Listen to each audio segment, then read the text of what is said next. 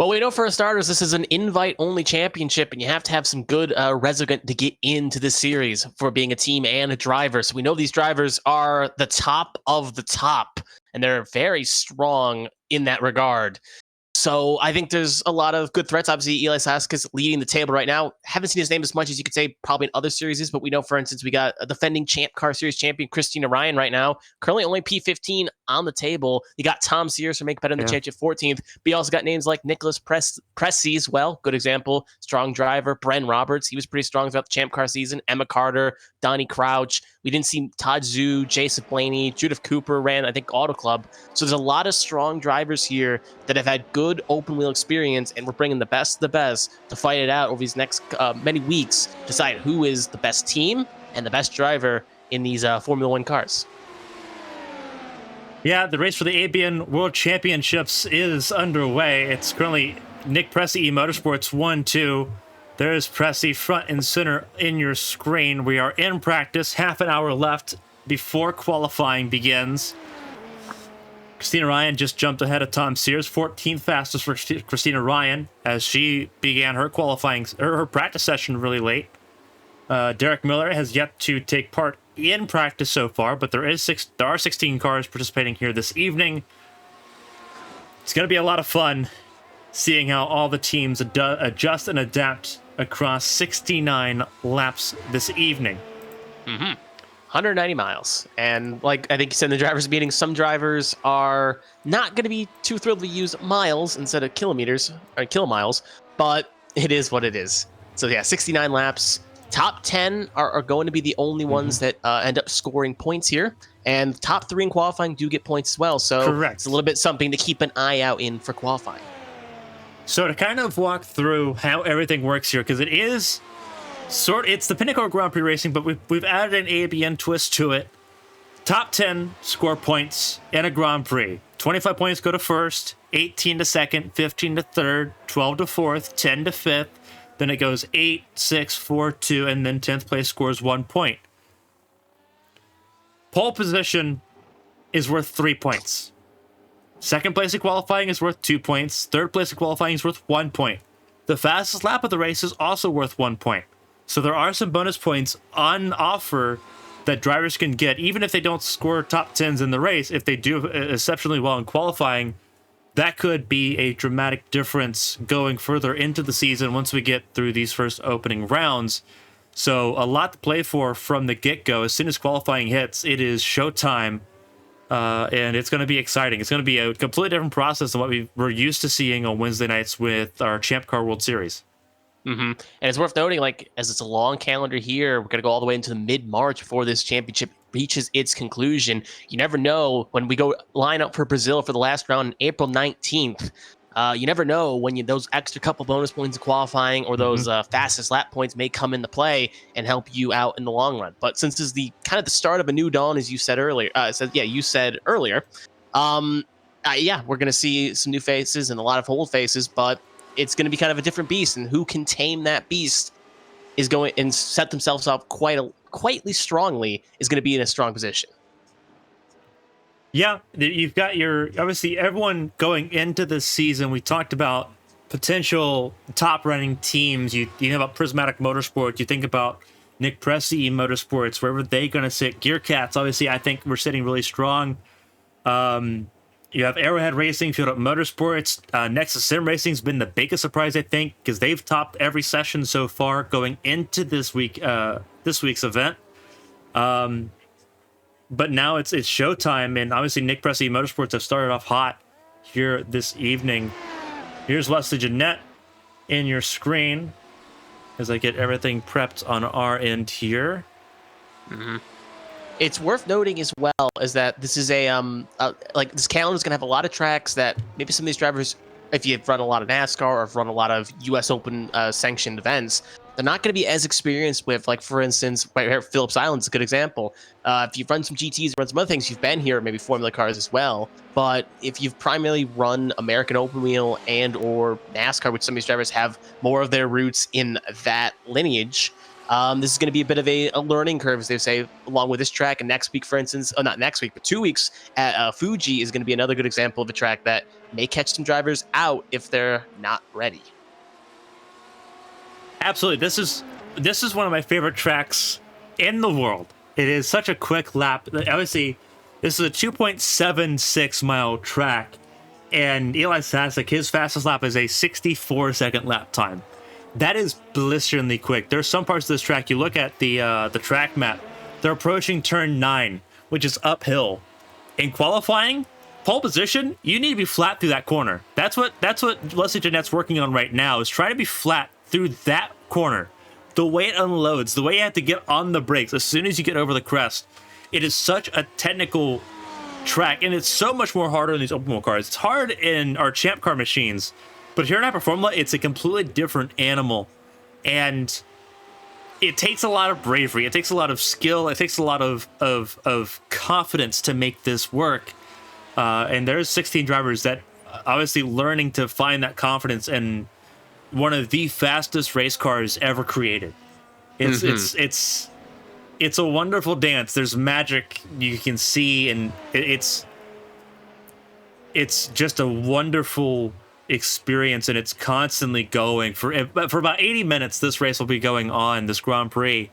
It's going to be a test of endurance too, because there are no breaks here. You don't get to relax. It is a constant ribbony effort, and it's a beautiful song and dance. Oh, 100%. These cars have the downforce that the Champ cars, or I guess the Indy cars, would dream of, and you got to be hard on throttle, and like you said, you're gonna have to be on the edge consistently if you want to win, but you don't want to put yourself too far over the edge. You end up spinning it out or looping it. So it's kind of a fine balance of trying to test it out. And for the next, like you said, 80 minutes, for the next 69 laps, when we get to the race time, you're gonna have to consistently just, I wouldn't say grit the teeth, but you're definitely going to be white knuckling that steering wheel, just trying to get the best time you can, try to get yourself and your team off on the right foot. Right now we're riding on board with Christina Ryan, our 2022 ABN Grand Champion, by winning the 2022 Champ Car Series Championship. And now here she is, trying to get top honors and become world champion and get the Grand Slam here in Hyper Formula. It's a rough time so far, 14th fastest for her. Derek Miller, who was fastest in FP1 on Sunday, slowest overall at a 16, with a little under 20 minutes left in practice. It's going to be interesting to see how everyone adjusts and adapts going into qualifying and going into the Grand Prix in about it's about 50 minutes once we get through everything. It'll be about 50 minutes away from lights out and away we go. But right now, Christina Ryan going through the paces. She's on the hard compound tire.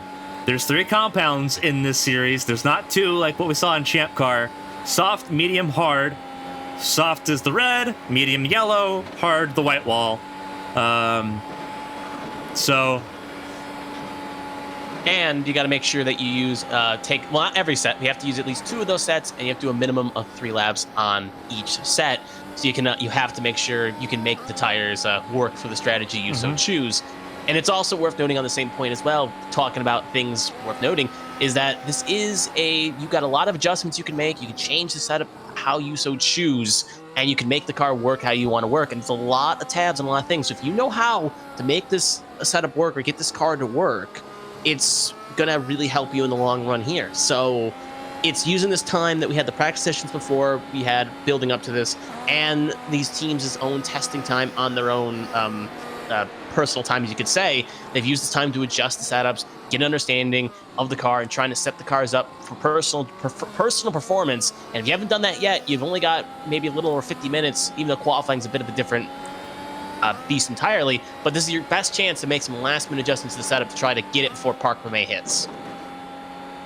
Here's a good look at you see the head bobbing around. You see how much how smooth the motions have to be in the wheel. Very little play, very little fighting in the car. You think about the Champ Car machine, how much you have to wrestle, how much you have to fight that car. A completely different animal. It's a beautiful contrast between the 2 series. With it being open setup, there is a lot to play. You have a lot of in-car adjustments too. You have things like brake migration, brake magic. You have hybrid system, hybrid deployment. All of that's adjustable, and all of that is going to be used throughout this race, I think. It's a lot for people to kind of get used to, and obviously we had preseason testing last week, FP1 on Sunday. Drivers have had the ability to learn some of this stuff, and now it's time to take what they've learned and put it into use and try to score some very valuable World Championship points. Mm-hmm.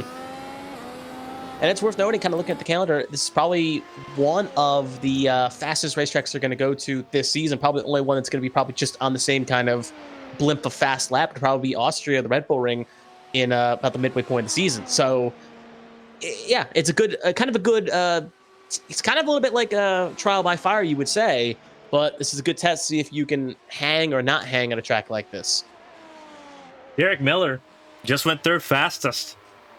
So, the fastest man in testing in FP1, currently setting third fastest on medium compound tires, I should add. He was blistering on those medium tires. Everyone having their different opinions on what tire compound they want to start this race on. But as of right now, it's MPM and then Nexus Sim Racing 1, 2, 3. Ben Roberts 4th for 1MA Racing. Wesley Jeanette, we're looking at 5th for Fueled Up Motorsports. Going to be a fun time here this evening. Yes, it is. 15 minutes left. And like we said, it's going to be a different, obviously, no fuel ups as well. So you're not having the car is going to be at 100% capacity of fuel or however much you think you can get to the end with. But B as well, there's an element of strategy as well with tires, because with the extra compound, you can really make a strategy so you so choose. And maybe you can make it longer on one tire than not. Maybe you can conserve this tire and make it work, go faster in the end with an extra stop. It's going to open an element of strategy that you don't as much see with the Champ Car broadcast. So we'll see how it works here in that regard. Now we're looking at Todd Zhu, 13th for car number 13. Only Canadian in the series, one of only 2 international drivers in the series. Olivia Hayward, the other. Mm-hmm. You have Emma Carter, dual nationalist, Belgian-American. She sits 10th. Todd Zhu just went up to P9.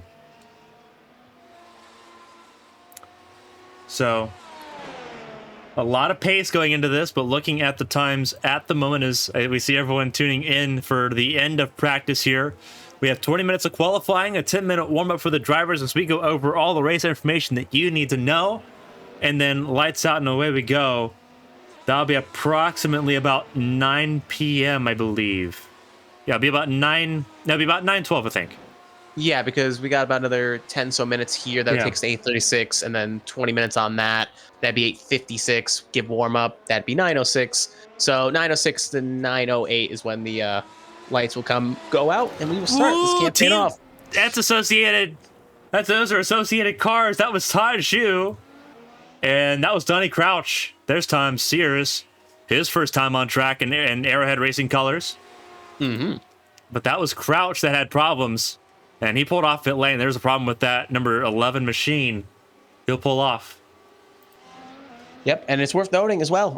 We'll probably talk about during the race, but if you do tow, any point in this race, when the race happens, it's over. You are not coming back. So you have to be able to get back to the pit lane under your own power if you want to continue in this race. 13 minutes left. Josh Galen in the chat, a Cherokee GP driver. He'll be available to race after, I believe, January 15th. So we get to see him jump in. He's a reserve driver for both Cherokee GP and Arrowhead Racing. But looks like he'll primarily fit into the Cherokee GP car beginning in January. Mm-hmm. Believe, with how it looks, we have 9 teams present. MPM, Nexus Sim Racing, 1MA Racing, which Jacob Blankenship just joined in to join his teammate Bren Roberts. Fueled Up Motorsports with Leslie Jeanette and Jason Blaney. Arrowhead Racing with Donnie Crouch and Dom Sears. Prismatic Motorsports, the senior team with Robin Summer and Christina Ryan. Prismatic Freya with Judith Cooper and Olivia Hayward. You have Gear Cats with Emma Carter and Ben McDonnell. So, a lot of teams present. It's been a lot of fun. This is, it's so exciting. This is how we celebrate our 1 year anniversary. What a way to start off year 2. It is just a wonderful start of our second year in operation. For everyone that's helped make all this possible, I know that, we're watching practice here, but so this is probably the perfect time to say this. For everyone that's helped make all this possible, I published a bit of a letter on the ABN website, but to everyone that watches on a regular basis, everyone that's in ABN that takes part in all of this, and everyone that helps make this work, from the bottom of my heart, thank you. It's been a long year personally for me, and this has helped me get through so much. The fact that everyone that watches spends your evenings with us here, it means the world to me. It's why we do all of this stuff. It's competitive and it's fun. We have a family here, and I in my wildest dreams I didn't think we'd get this far, and to think that this is just the start for us. It says a lot about all the support that you've given us, that by watching, by tuning in, by supporting us on social media. Thank you so much. It means the world to all of us.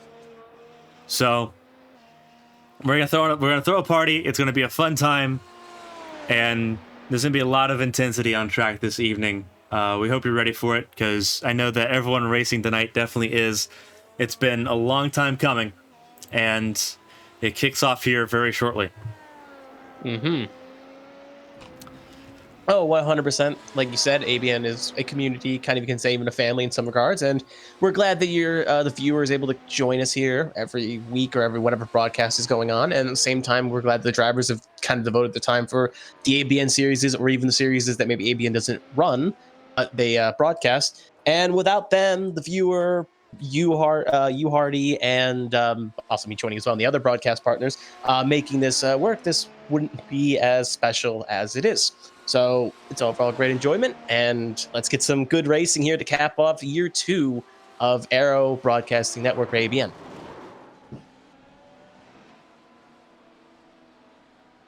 Watching Eli Sasek, he was going for another qualifying run, and that didn't pan out for him. Bryn Roberts now the fastest car on track at the moment as Derek Miller comes out of pit lane. We allow 17 cars so far. I was actually about to make a ping to annoy everyone that, hey, qualifying is about to start in about 5 minutes. I'm glad that a lot of people have found ABN over across the year.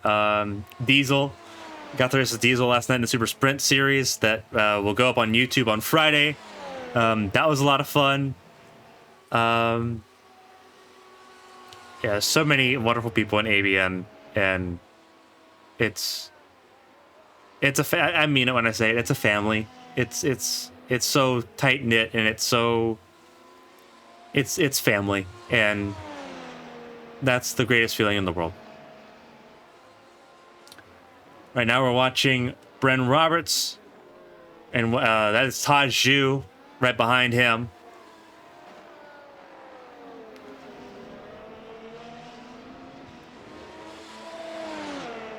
Yeah, it's a good, also a good chance, like you said, is you can see here that even in qualifying, you're going to be trying to fight for as much clear track as possible to set your laps. But kind of during the kind of last minutes of practice here, it's a good chance, maybe if you can, get a little racy, get a little, understand what can do an overtake, as obviously Zeus is going to let, Bren Roberts is going to let Todd Zhu go there in that situation. But it's a good chance to kind of also practice a little bit of racecraft as well with these last couple minutes of practice. To really, like I said, know what your car can do in a corner and really figure out where it can punch on and off exit.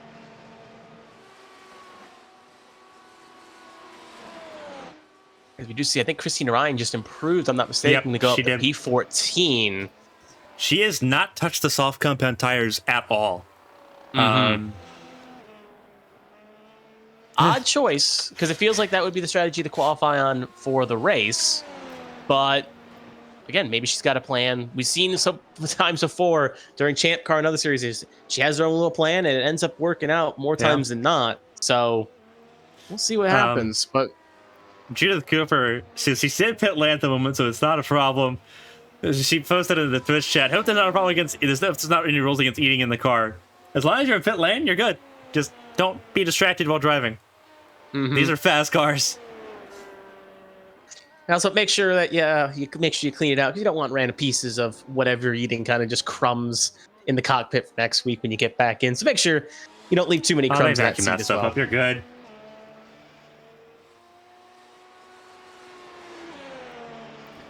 Alrighty.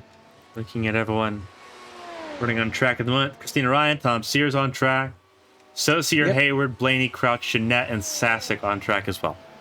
Only drivers now are Summer, Zoo, Carter, and Cooper, and Blankenship. Everyone else is currently... Actually, I think Blankenship is on track, but has not put a lap down. So we'll kind of board here with Tom Sears, as he is currently going through the last sector here. Currently got a couple more corners to go. We'll see what he can do, as he has got an outlap leading up to... Considering he's on a set of softs, I assume this could be a qualifying-esque attempt here to try to get a push here. So we'll have to keep an eye on his lap times as he goes around off last corner, and he will start a run here on a set of soft tires. Let's see what he can put down. So while we're in this, before we get into qualifying, I do want to kind of take the time to kind of highlight different color schemes. So we will occasionally refer to car colors. All these cars, they're Mercedes. It's the Mercedes W12. A lot of color palette differences throughout the field. So as we kind of move around, we'll go to team name here. You can see all the teams as they run. Associate yourself with the teams and the colors. The background's the primary color. The number font is the secondary color. Nick Pressey Motorsports, dark blue and orange. Nexus Sim Racing is the yellow and purple. Nick Pressey, 1MA Racing, it's the green and red. Field Motorsports is the light blue and orange. Prismatic Motorsports is the coral and certifiably diverse purple. Arrowhead Racing, black and red. You see, we're looking at Tom Sears right now, one of those two cars. Prismatic Freya, same color as Prismatic Motorsports, but inverted. Nexus Sim Racing, we talked about them. Cherokee GP, we'll pivot to Taj Zhu, as Tom Sears went 12th fastest. Taj Zhu 11th fastest, orange and white for that team. Gear Cats, it's white, blue, and pink on those cars as they sit 13th and 14th. There's Emma Carter. But you have teams and driver names, and sometimes we'll also refer to... we get to use the three letters of driver names for this series. So this is what we see right now. When the race begins, we will also be switching to this format. So we get to have a little bit of fun with that too. There's a lot of tools that we get to kind of play around with and show you information as the race goes on. But we got to get to qualifying first. Right now, we are less than 5 minutes away. A lot of people tuning in for the beginning of a new era, the World Championship era in ABN. We crowned our Grand Champion of 2022, and that's Christina Ryan, who's currently sitting 15th fastest. As quickly as she's been fighting to get up the leaderboard a little bit, she's immediately been bumped right back down to 15th. But again, has not set a run on the soft compound tires. So qualifying pace is going to be a little bit different for the number 80 machine than what we're seeing out of her right now for Prismatic Motorsports. But for everyone tuning in, we'll kind of highlight something before we get into qualifying, because it will get hectic in a hurry. This is a part of our season of giving. We wanted to mark off our 1-year anniversary by doing something special. And charity is something that hits close to home for all of us here in ABN. In the Twitch chat, it's a Streamlabs link for our charity efforts for 2022. It's in support of Open Medicine Foundation. They have been they've been working for 10 years to raise awareness, develop new ways and fun new ways to diagnose and better treat chronic illnesses like ME/CFS, fibromyalgia, chronic COVID syndrome, among other chronic illnesses. It hits close to home for us. We're looking at Emma Carter, She's someone who suffers from fibromyalgia, a chronic illness that has it affected her a lot in Champ Car this year. And she's still going on strong and racing and enjoying this hobby that all of us share. Doug South came in, won Pocono for the Champ Car season in June. Came in, became an immediate part of our family here on ABN. He suffers from ME/CFS and really introduced us to the work that Open Medicine Foundation has done over the past decade. We have a charity race on Saturday, also supporting the effort. So we want to say to everyone that supports us, if you feel like giving, if you feel able to give, by all means, feel welcome to. To the month of November, all of the donations being received are tripled. So a little goes a long way, no matter what that may be. Emma Carter going through a lot right now. She's been saving that car, going through traffic. Do y'all have a tweet I can share for it? We actually have a we have an article on our website. We also have the actual landing page on our website for it. So I will actually post that in the link as well, or in the Twitch chat as well. Yep. So, un momento, por favor. Emma Carter again mowing the grass there. Well, going into the kitty litter, then mowing the grass. There's this, and then I guess you could say the Gear Cat is making its way home into the This joke's already not going to land. Yeah, I think I had buyer's remorse halfway through, so I was like, if I just stay silent, maybe we can move on. But anyway, practice done. We'll start qualifying. Yeah, 20 minutes about to be underway. It is an open qualifying session, so everyone can get on track and participate. Mm-hmm. And that to be exactly what happens here. Robin Summer will actually be the first one to join the track for Prismatic Motorsports. Yep. It will be the 44, 56, and I'm going to assume next car was going to be the 72, but it's not. It's going to be the 13 Atan Zeus. Those are going to be the first three out of pit road, and they are going to be the torchbearers to kind of get the track kind of marbled up and get the situation going.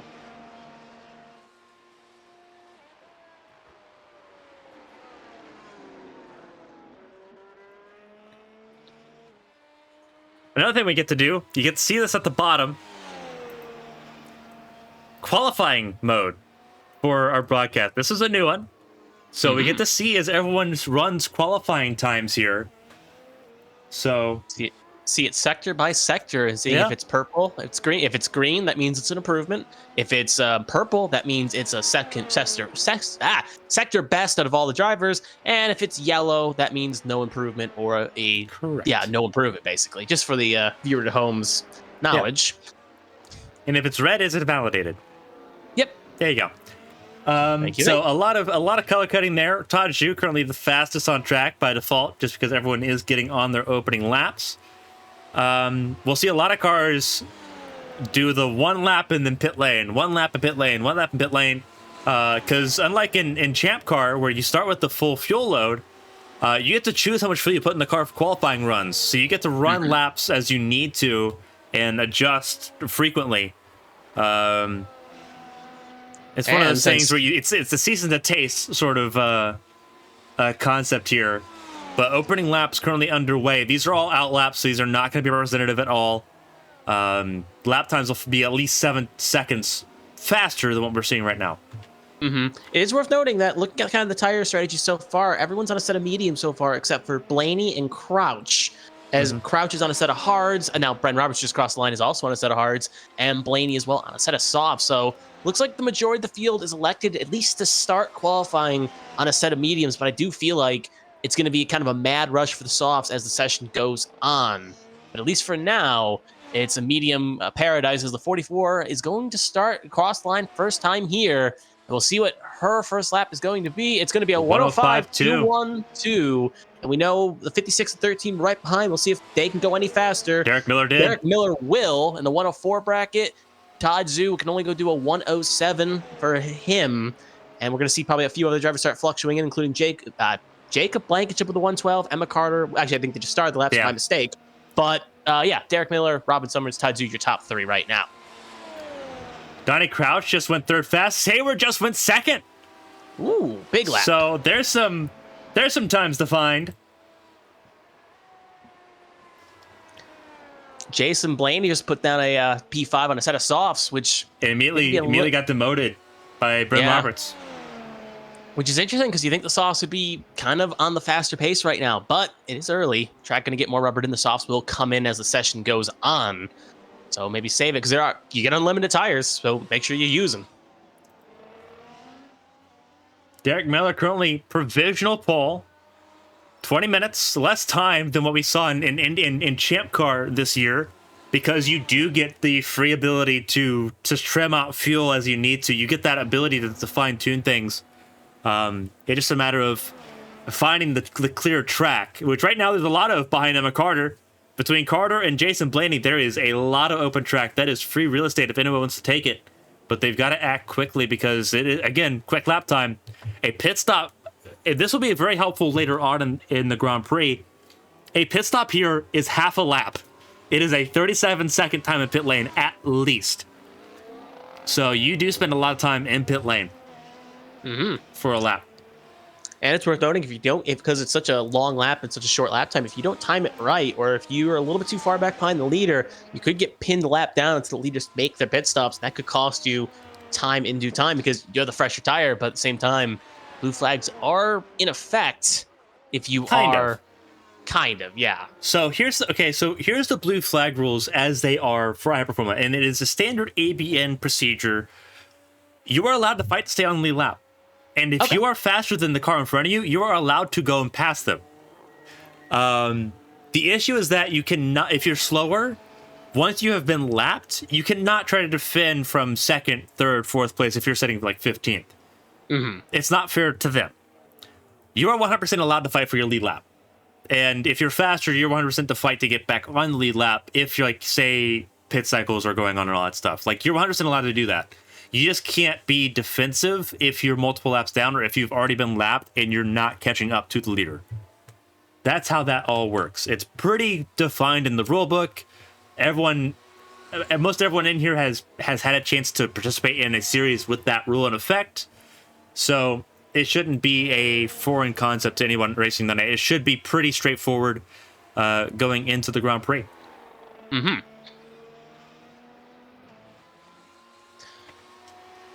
Flipping something on there. Emma Carter just went 2nd fastest. So she did. And the only 2 cars so far that have set lap times have been the Fueled Up Motorsports duo of Blaney and Jeanette. Jeanette's 5th fastest. Blaney is 7th fastest. So there is a bit of a mixed success rate here. They're sitting as Pressy just went P2. Ooh, big lap. Derek Miller is on personal best. Purple Sector 1, but not an improvement in Sector 2. That is a yellow Sector 2. So we're going to see what he can do with... I don't know if that's a yellow... That's not a... It almost looks invalidated. Maybe. It's yellow on mine. It doesn't look red on mine, but we'll see as he kind of is coming across the line here. We'll see if it stands Purple Sector 3. If it is, it's going to be an improvement. 3? Nope. Oh, nope. It was an improvement. It was. No, it did count, yeah. Yep, 105.571. Yep. Brent Roberts next across the line. So Miller just set the bar, kind of like in high jump, just set the bar and went out there and made it a little bit higher, meaning that all the other drivers are going to have to jump through slightly a higher hoop to make something happen. Christina Ryan asked a really good question in the Twitch chat. Is there a 107 rule or is she fine? There is a 107 rule, but everyone has been cleared of that because of FP1 and because of testing. So right now it is clear to engage for all 17 cars here tonight. Also worth noting, Hayward's internet has dropped. She has reconnected, though. She's got time to get back in the car. Well over 13 minutes to go. But it isn't a mad scramble. But we do have to keep an eye on that as well, because I know Blankenship was having a little bit of connectivity issues before it all started, and now Hayward as well, even though they're obviously in different locations. But it is worth noting to keep an eye on with, obviously, virtual racing. Looking at who's currently on outlaps, Derek Miller, again, going to ride the bull again, going to go out and try to improve. Presley's on an outlap. Hayward, Jeanette, Blankenship, Zoo, Saskis, Cooper, and Ryan all on outlaps. It's so we'll see Sasic. I'll just call him Eli to save myself a headache. Eli, Cooper, and Ryan all going to start laps, and they're all about to start crossing the line here in kind of a big blanket. So keep an eye on that right screen as Hayward just started, and I think instantly slowing down here, not feel comfortable, then Cooper and the rest. So here we go. We'll see if any of these drivers can catch up to Derek Miller's time of the 104.571. Yeah, a lot of drivers at the front of the field. The top 5 are all on mediums. The driver on hards is actually Bren Roberts at the moment. P6. So that's a pretty incredible job. Jeanette 7th on softs. Jacob Blankenship 8th on mediums. Jason Blaney 9th on softs. Danny Crouch 10th on hards. Everyone thinking these softs not going to handle the Australian heat. It's something that people I don't think thought about going into this race. It's fall for us here up in the United States, right? It's cool. It's very, very cold. It's not great. It's almost summer in Australia. Mm-hmm. It is a very inverse reaction here.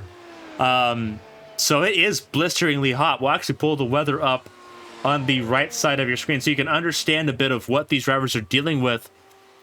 116 degrees the track temp. That is the hottest the track temp has been in an ABN event all year. Ooh. It is blistering. It is extremely hot. Oh, I think teammates Ryan just shunted Cooper off there. Well, didn't shunt, or just something happened there. No idea what happened. They are teammates by association, but they're not on the same team. Yeah, but prismatic, kind of like an AlphaTauri hitting a Red Bull there, but maybe it was just a slight... There's Doug South, our resident Australian. Yep, Doug South can confirm the weather for us. Yeah, absolutely. Glad to see Doug South tuning in. I get to race against him tomorrow night for the Champ Car preseason challenge at Chicagoland. But right now, we're kind of watching as everyone goes through. It's a car spun, and that was Olivia Hayward. It was in the 72 machine. Eli Sasic, purple sector 3. Was it enough for P2? No. Oh, it was up for P2, but not for pole. Jason Blaney on a personal best run through the final corner. Can the Field Up Motorsports driver get into the top 5? It's going to be close. 106.2, it looks like. Mm-hmm. No, it was a 105.2.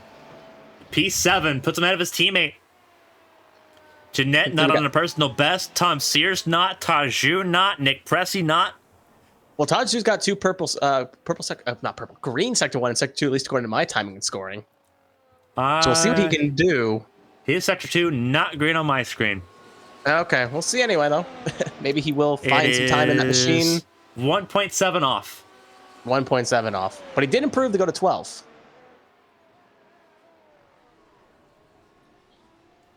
So Taji's going to reset. We're going to look at... see if we can find somebody that can set a good time here. A lot of drivers just exited the pit lane, including Miller, Pressey, just as on pit X along with Robin Summers, Hayward, Blaney. I think Emma Carter may be on a run here. So we'll see as Miller crosses the line to start his flying lap. Carter personal best sector 1. She's in sector 2. We know she was very strong in the road courses in the Champ Car Series. We know she knows how to fly around these. Wesley Jeanette, P5. Yeah, P5 on the softs. Emma Carter on the mediums. Fast personal best sector 1 and 2. Going through sector 3. She finds about 3/10 to get up there to Derek Miller. Coming off last corner. It's 2 greens, but no purples. I don't think it's enough for pole, but can she get any closer to Nicholas in P3? 104.8. She doesn't prove, but not any higher. It was marginal. Sector 3 was not her favorite right there. Olivia Hayward next on a good lap. Here she is. Green sector 2, but a yellow sector 3. And that's going to get her P5. Mm-hmm.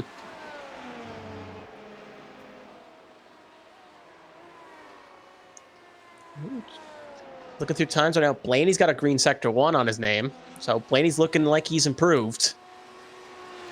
Yeah, Blaney is on a good lap right now. Green sector 2. This could be a good one. We also got right in front of Blank Ship as well. Has improved as well in the second sector. Yeah, both of them going fast. Both right in front of each other. Yeah. Blank Ship right in front of Blaney. Hopefully it doesn't impede him too much to the last corner. Going to give Blaney a little bit of a toe here. This actually can help Blaney a lot because you're flat out here. Cross the line. Blank Ship improves. So does Blaney. Blank Ship to 9th. Blaney to 5th. Making Blaney the fastest of the soft runners right now, currently in P5.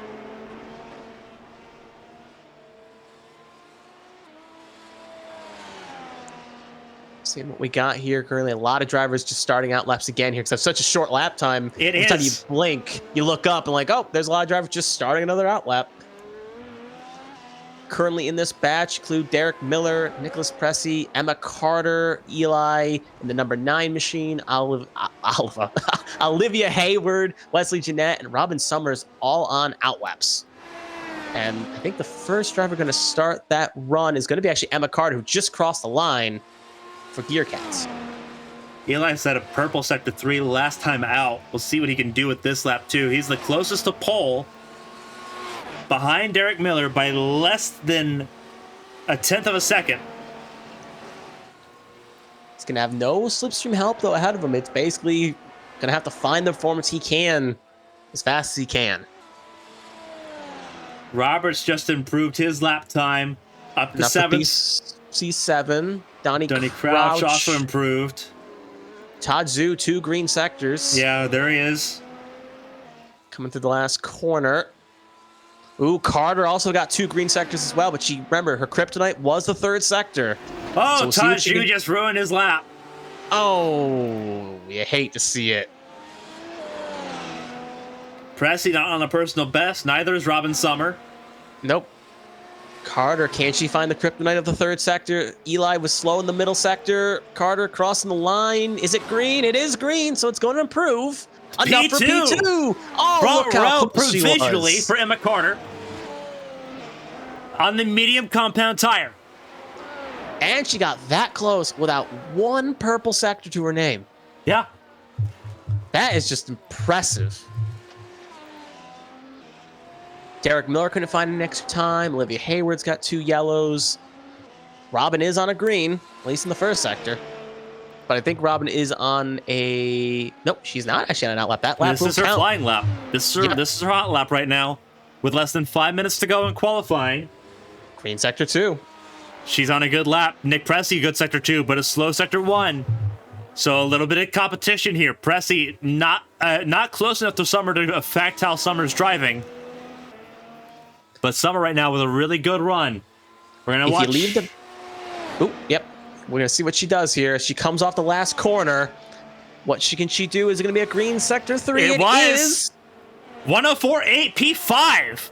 P5 for the 44. Robin Summer in her ABN debut, currently sitting with a top 5 starting position provisionally with 4 minutes left. It is worth noting, if you leave the pit lane right now, you're probably going to get about 2 attempts at it. 2 attempts for a pole run or a run for glory. So it's going to be worth noting. It's basically get in and get out as quick as you can. Oh, and around goes Olivia Hayward. Green sector 1, but a yellow sector 2 was trying to find as much time as she could to that 3rd sector and just got a little too greedy. Saucier just went his personal best, 13th fastest. Todd Zhu trying to find some time. Emma Carter about to start one of her final runs here. She just crossed the line for the Gear Cats machine, and right behind her, a little bit by about maybe a couple seconds, is the 56 of Derek Miller, the pole sitter, about to start another flying run for himself. See what they can do. It's about to hit the end of the 1st sector. Carter probably gonna have to pull a purple sector out of somewhere to get this to work. The end of the 1st sector doesn't look the greatest.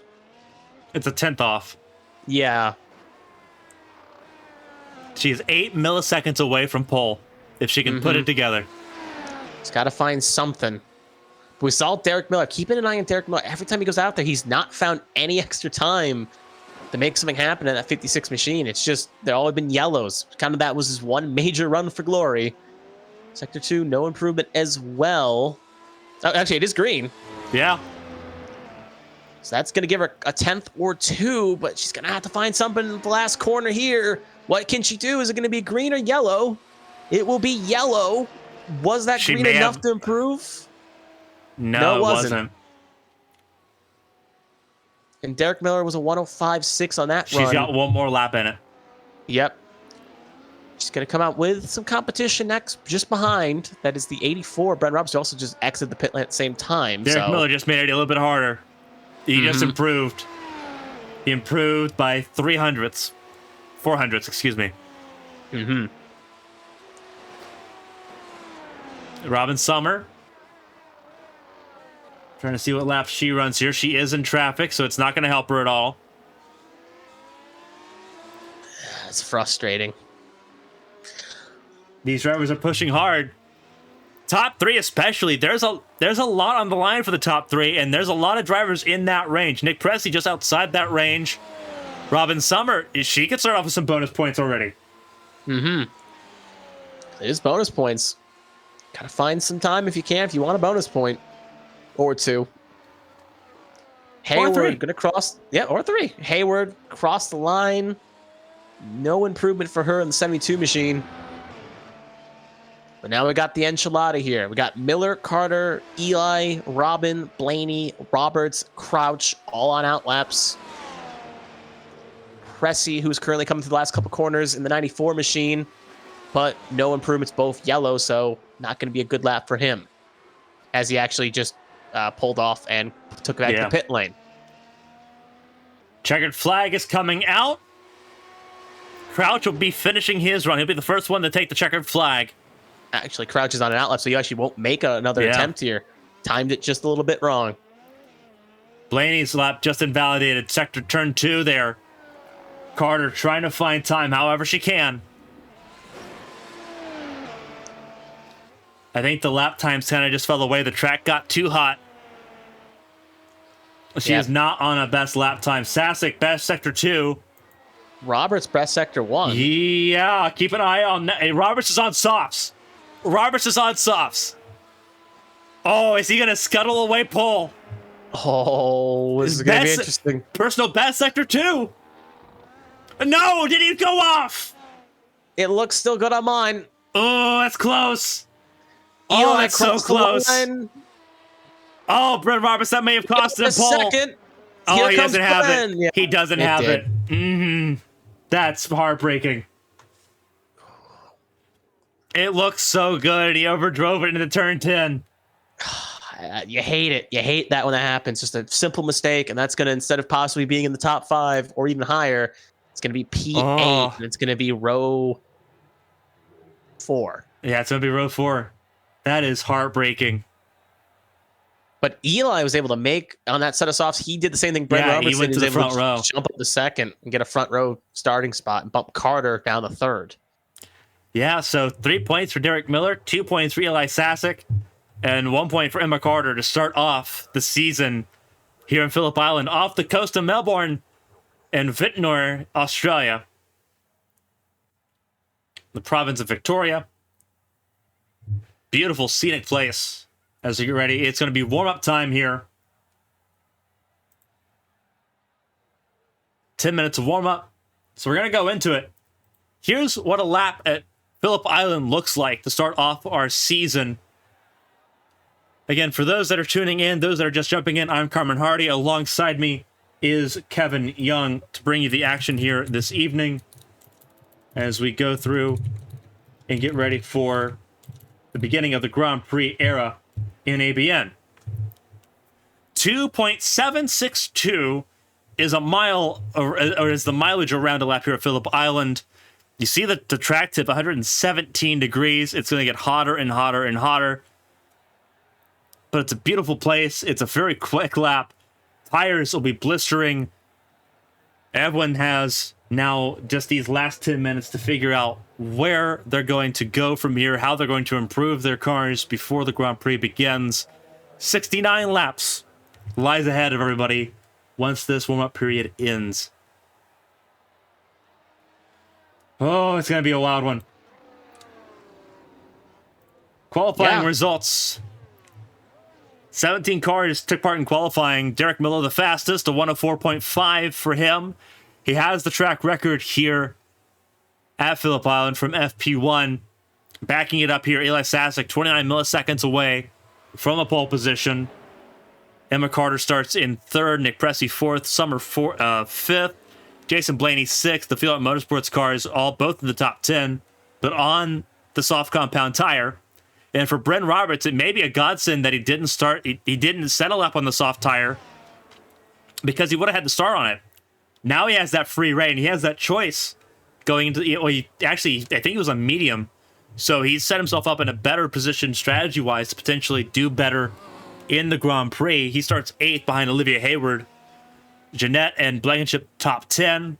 Then just outside the top 10, Todd Zhu, Crouch, Saucier, Christina Ryan, who, as was alluded to in chat, intentionally starting from the back, feeling more confident with the race pace. So she'll start 14th with some work to do and some positions to gain in that number 80 for Prismatic Motorsports. Tom Sears, 15th. His first session in the Hyper Formula Championship, season 15th, ahead of Ben McDonnell and Judith Cooper, her first World Championship event in ABN. She'll start 17th. Mm-hmm. Yeah, it's a bold strategy that Ryan is trying there. Obviously, you feel like, especially with possibly, because obviously, unless the safety car comes out, the only way it comes out was multiple cars being stopped and crashed. They rarely are going to come out here, so that's a tall task to make work. But she feels confident in that ability. Hats off to her to try to make it work. So while we're at it here, we are going to take a lap around Phillip Island for you, so you can see exactly how difficult this track is. We're on board with Robin Summer. And here's what a lap looks like. She's already through turn 1. This is turn 2. And it's super difficult because it falls away. You saw that dip going to the exit of turn 2. It's a double apex corner, but it's still just one turn. To turn 3, into the first braking zone, the first heavy braking zone, the hairpin of turn 4, Honda corner here on track. And then you're pointed looking at the ocean for turn 5. And turn 6, all the way through turn 7 and 8. Prepares you for a roller coaster ride here. Turn 9 was flat out for Derek Miller in qualifying. It's not going to be flat out here. You can hear the lift and the downshift for Robin Summer on the medium tire. But it's so quick and so challenging in traffic.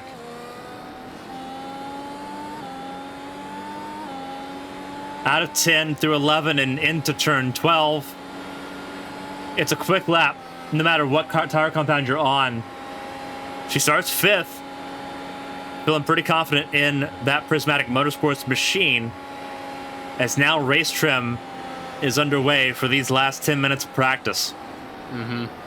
Last minute to make sure your team chat's just obviously working. And like I say, if there was every broadcast, to make sure everything's good. Practice pit road, entry, and exit, because it is a bit of a tricky one. And make sure everything is good. So use this time to your advantage, and you don't want to leave time on the board and then panic when the race occurs.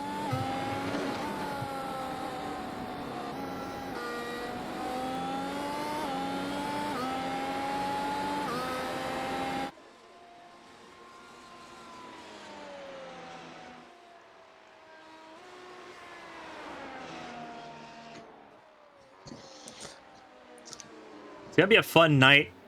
We're glad everyone's spending their Wednesday evening with us here on ABN. We've missed you the last couple Wednesdays, but we're back. And what a good feeling it is. Yeah, I like the break off, but it's good to be back in the catbird seat and watch some open wheel action here on Wednesday nights on the ABN network. So while everyone gets through their race trim, we're going to take this last second for us to kind of get our drinks and get everything situated and ready to go. So we're going to let you listen to the sights and sounds of Phillip Island as everyone goes through their paces. So we'll be right back in a couple of minutes. Just got to make sure we get everything ready to go on our end to bring you round 1 of 16, the Australian Grand Prix. The ABN World Championship begins here.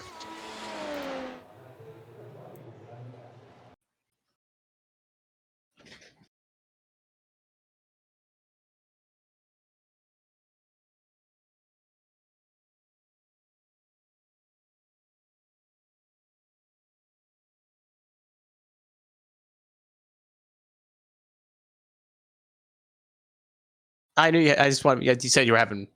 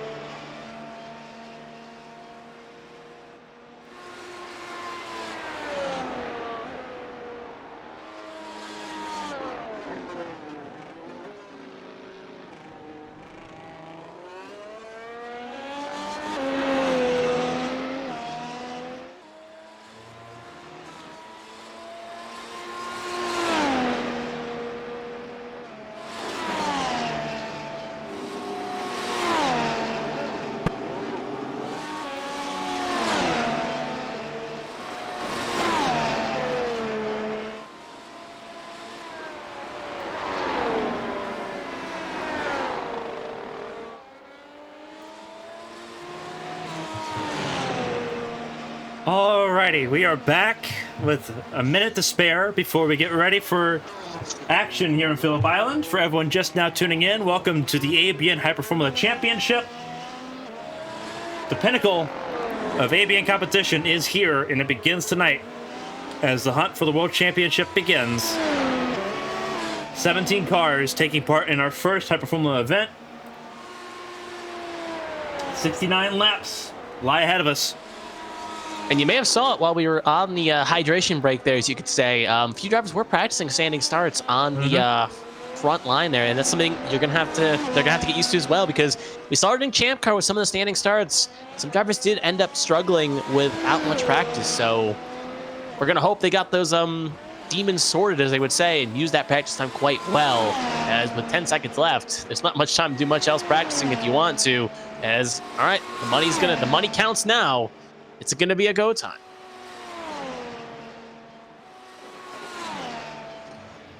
Alrighty. It's going to be a beautiful, beautiful moment. It's time.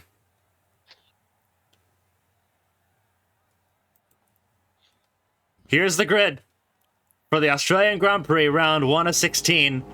It's Derek Miller, Eli Sasek front row, Emma Carter and Nick Pressey, row 2.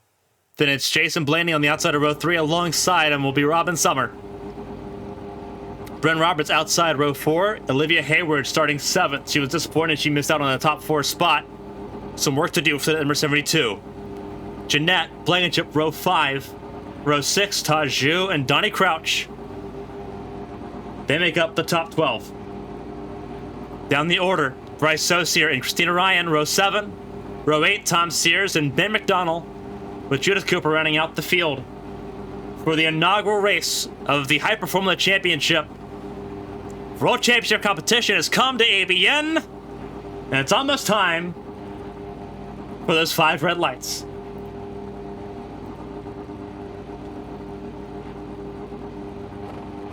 Lights are on. 1, 2, 3, 4, 5 red lights, and away we go! Green flag in the air. Good start there from the 56. Emma Carter, though, going to be pressuring right away here. 56 going to be able to clear. 70 going to clear the 9. So 70 makes up for a good start there, but going to be no pressure from back. Everyone else relatively clean off the line there. A couple spots gained or lost, with Ryan and Blankenship electing to start from the pit lane.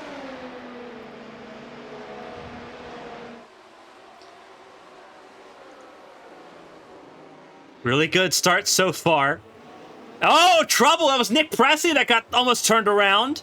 A lot of trouble there. Summer got through. He'll keep it clean here for the most part, but it's going to cost him good old second to Jason Blaney. So he's going to have to try to get back on that horse to gain that spot. And he's still under pressure here from Robin Summers. Yeah, Summer trying to push him forward here. A little bit further back, that's Jeanette and Zhu. And then Olivia Hayward has dropped down the 9th. Yep, Zhu got around Hayward there. Sears just made a move on Bren Roberts. Bren Roberts went wide. Roberts kind of wondering what went wrong. Almost looked like he could have been a bandit stealing something qualifying. And now he's a little bit back. First lap in the books, and everyone is good. Saucier did not take the start. No, he didn't. He actually had a connection drop, so that's why he is not here. That's unfortunate. Right Presley's now, top 3, close. Listening on radio comms, Presley thinks he may or may not have damage. He is not currently aware, so I have to keep an eye on that car and see if time starts to really fall off in that number 94. Ooh, watch out. Miller and Carter battling really close. Sasek in the wings waiting. There to strike if something happens. Derek Miller holds edge for now, but when you got two very hungry, fast drivers behind, that's hard to do, especially when Eli is on softs in comparison to Carter and Miller's medium. So short pace is going to favor Eli, but longer the run is going to favor. I think something's happened to Todd Zhu. Yep, Todd Zhu. And Robin Summer. There's trouble for both of them. And there's a car way off track. That's Judith Cooper that's completely off. Yep, I saw Judith Cooper as well back there, but I figured she may have just been a little on the slow side. Yeah, that's going to be a front wing change for Robin Summers there. So what happened here? Here's a look at it. They were side by side, going up turn 9, and then coming down the hill for turn 10. Maybe made a mistake. Yeah, that's exactly what happened. Taju locked up the rear brakes and spun, and Summer had nowhere to go. And then, I guess, Judith went wide. Yep, just kind of made a mistake on her own.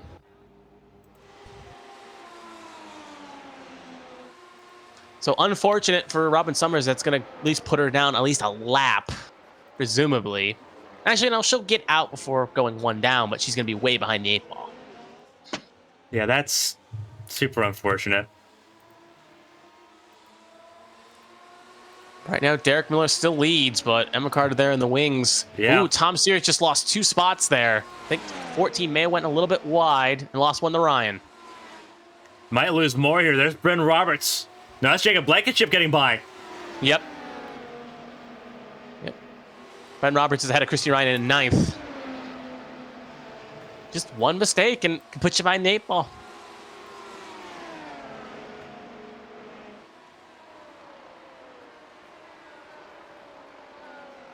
Now kind of that's the opening couple laps. Drivers are kind of getting into their own little rhythms here. As, ooh, Eli just got around Carter. As Carter, I think, may have made a mistake.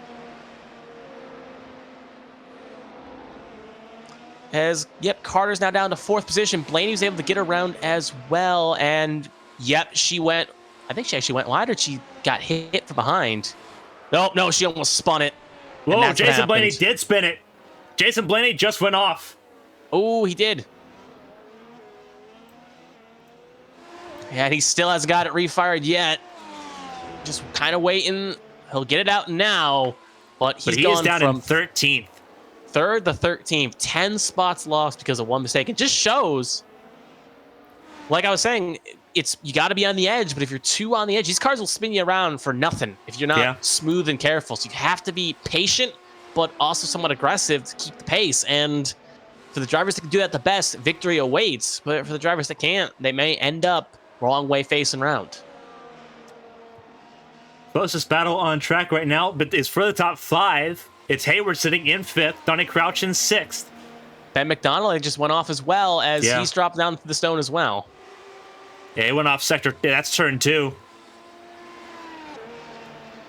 Presley again claiming a more damage here. He thinks something is broken, even if it's not visually He is there. dropping back. He is dropping back pretty significantly. He's down out of the points now in 11th. Question is, you got to try to make it to the window in question and make the tires work. You don't want to pit earlier so you're behind the 8 ball, but at the same time, it's a situation where if you're losing that much time, it feels like you should bite the bullet and come in to see what's wrong, even if it's fixable. And if it could still be a minor fix, it may not even 100% fix it. As Roberts just got around Crouch, again, Crouch has made a mistake as well. He's dropping down to 10th right now 11th. Still struggling. He just got passed by Blaney, and there's Ben McDonald. Yep, Ben McDonald's in the other Gear Cat machine, gonna sneak on by. Ooh, good battle here. Christina Ryan, Jacob Blankenship going wheel to wheel. Ryan's gonna hold on to it at the moment. She's up to 7th. She's up 7 spots from where she started. Yeah, showing the pit. Yeah, her and Blankenship are the only two that started from the pit lane, and they're 7th and 8th respectively. So both net gains for both.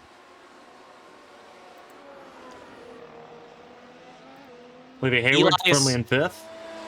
Eli is about half a second behind Derek Miller, but tire fall off is going to probably hit Eli a little bit harder than it is going to be Derek Miller. Yeah, because he started on the soft compound tire.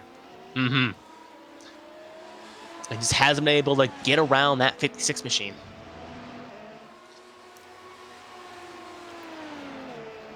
Carter sitting 3rd.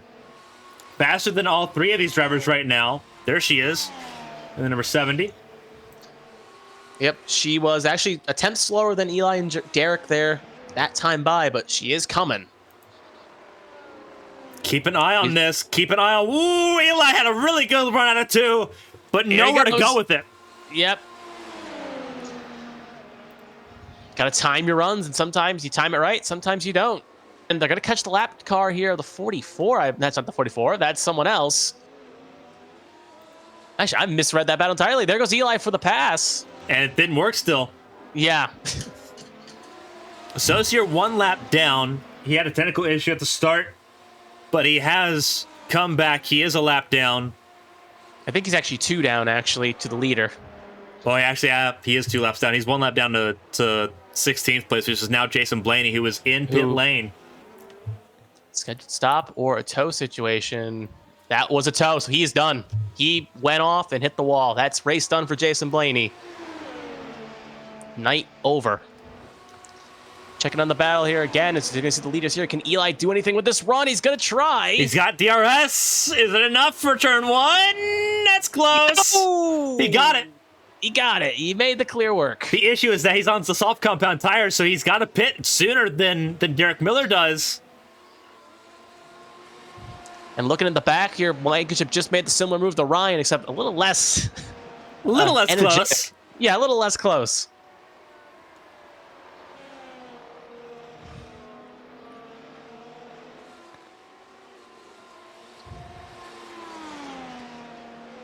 So yeah, Eli again gonna try to make the run as hard as he can because those tires are gonna fall off. Blankenship, ooh, Bren Roberts, I think had a mistake. He went off that corner. That's gonna allow 3 drivers, 4 to sneak on by. So consistency matters. We saw these 2 battle for the Grand Championship and Champ Car in 2022. Tom Sears, Christina Ryan, nose to tail, 7th and 8th right now in the standings. Love to see it. You do. Tom Sears looking for a little bit of revenge at the very least, as Derek's just got around Eli.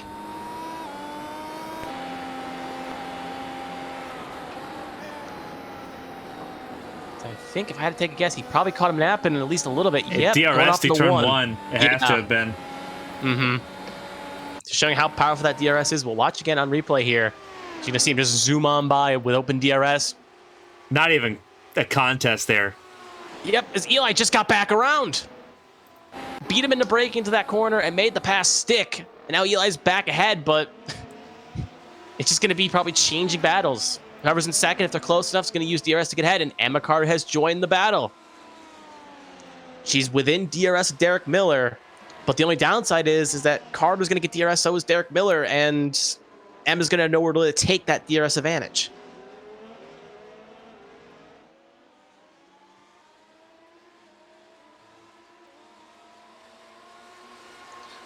All right, so here we go. Actually, I think Derek Miller just may have fell out of DRS range there. It was close within a second. See if the flap opens. It did not. It did not allow Emma Carter to really do anything. I think she's a little bit too far back to do something. She'll not be able to really Oh, go. that run there out she of one. goes. That was a bold move out of turn 1. And she got it. Yep. Bold. You got a hat tipped Emma Carter there.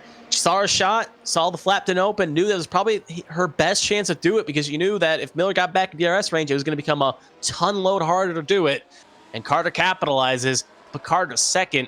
Now Derek Miller kind of wondering what's gone wrong here. He's now down to third, is wondering what can he do to get back because he's slowly falling out of the coattails of Carter too. I think it might have used too much of the medium tires too early. He was focusing on and staying with Eli and his soft tire pace, but he was on an alternate strategy. He got lost in the sauce, and now he's paying for it. Mm-hmm. He's just gonna try to nurse it home. That pit stop window happens, but it's a learning experience. Still a long championship. Take what you learn and take what you can get. Carter, though, going to get a good tow here, but not unless she just even goes crazier, which she's not going to get a good run here out of 1 enough to really send it.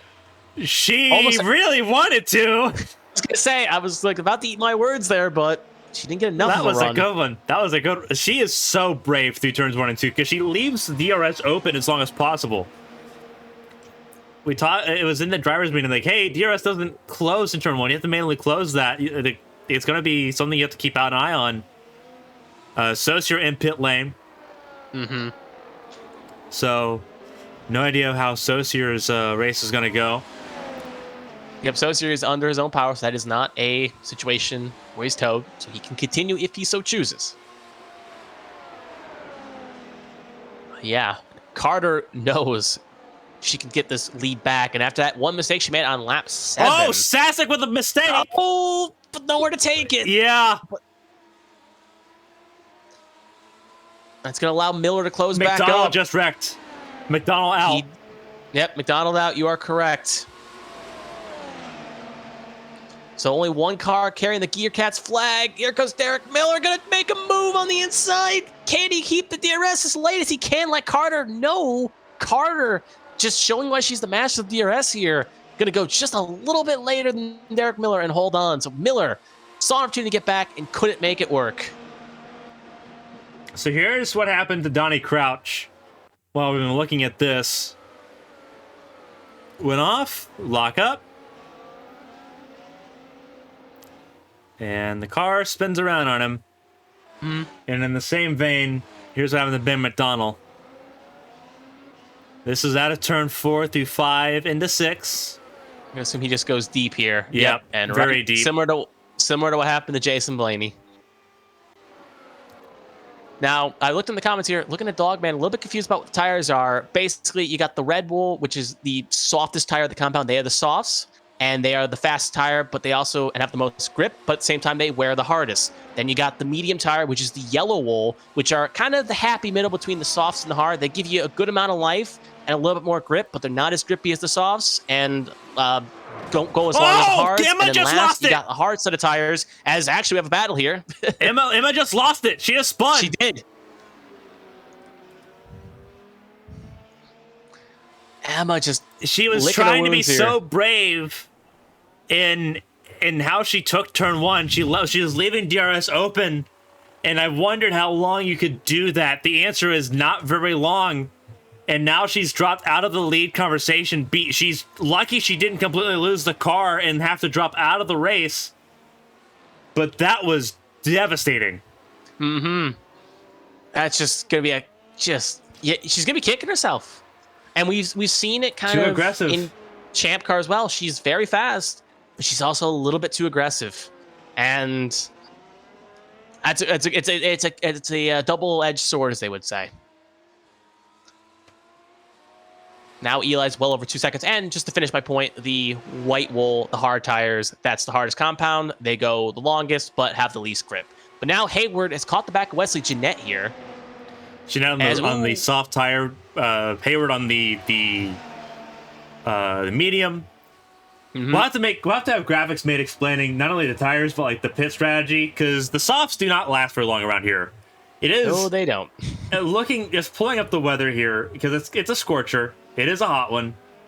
Pulling up the weather here, it's 118 degrees track temp right there at the bottom. It is a very, very hot track. Ooh, Hayward went a little bit deep in turn 4. Ooh, Judah Kuther has called it a night as well in the former scene, so she is done as well. Giving us, well, actually, Saucier's still out there, so he can get up there the 14th at the very least. But 3 cars behind the wall, that's Blaney, McDonald, and Cooper. Yeah, here's what happened to Judith Cooper. Her first race in the High Performance Championship. Same exact problem, turn 6. Blaney and McDonald both had the same mistake, and you can add Judith Cooper to that same Turn 6 is becoming a danger zone. Everyone just pushing really hard. And so that is 3 cars out of this race. Tom Sears gonna possibly have a good run here on Christina Ryan as they're coming on the straight here. Ryan's gonna have no DRS. Tom Sears is. He's not using it. Gap? Ooh, maybe he doesn't have it mapped.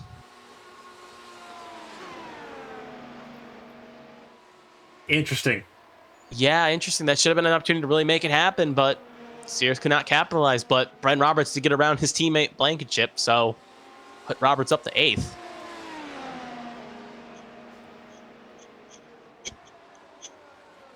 So 14 cars still running, 13 on the lead lap.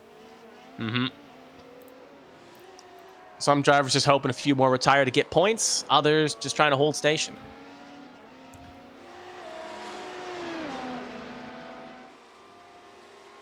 Robin Summer, her race did not start off well. Got tangled in contact with Todd Zhu. She's trying to fight her way back into the points. Mm-hmm. 11 seconds back, Todd Zhu, and probably about 18 back of Donnie Crouch. So Jeanette in pit lane. Oh, yep, Jeanette pitted.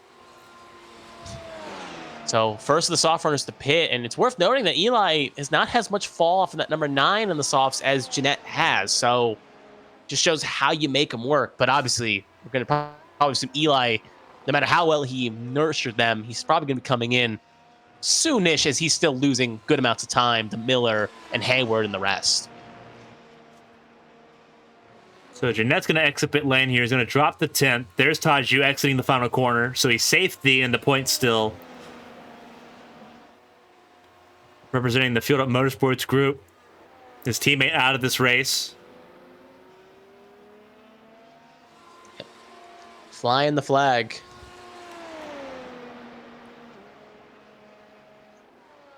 At least if my math is correct, Eli Sasek just came in. Yep. Saul, soft runner, obviously, with jet pitting, probably wanted to follow suit. Question is, mediums or hards, what is going to suit him? We're going to find out here. Jeanette went to the medium. Technically, you could one-stop this with hards. I don't know if that's what he's doing. We saw early with Ryan. Ryan, with those hards on the early stint, was basically a sitting duck. She made her way up for the field to just kind of survive in the chaos, but here's the thing. That strong the hard tires, they feel so much more stable. Like the way the tires fall off in this car, it falls away. When it starts to fall away, it falls away rapidly. It is a violent cliff that it sort of descends down. And the hards are probably the most graceful in handling that descent when it hits, but they also last so much longer. We saw, looking at the data we saw coming from a couple teams, some teams were running 40, 45, 50 laps on a set of hard tires. There's some teams that can do that without losing significant pace. That is tremendous. And I would not be surprised if some teams if some teams saw FP1 and said, hey, there's something here that we need to look at sincerely. And I think it was something that some people started kind of really tipping off at Okayama. for preseason testing. It's something that a lot of teams may kind of lean on those hard tires a little bit more. The issue is just that Phillip Island's just such a fast track. You won't be able to do that at Fuji in 2 weeks.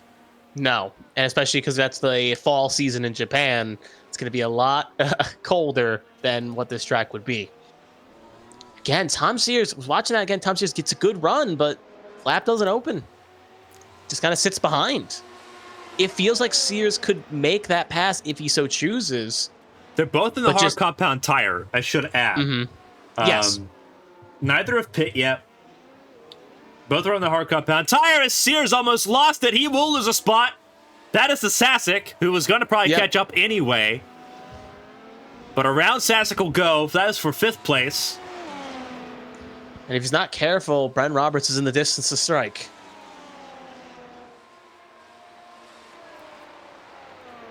So that was not helpful. But if Tom Sears is going to hold on to Sasek just a little bit, Sasek will pull him right back up to Christina Ryan.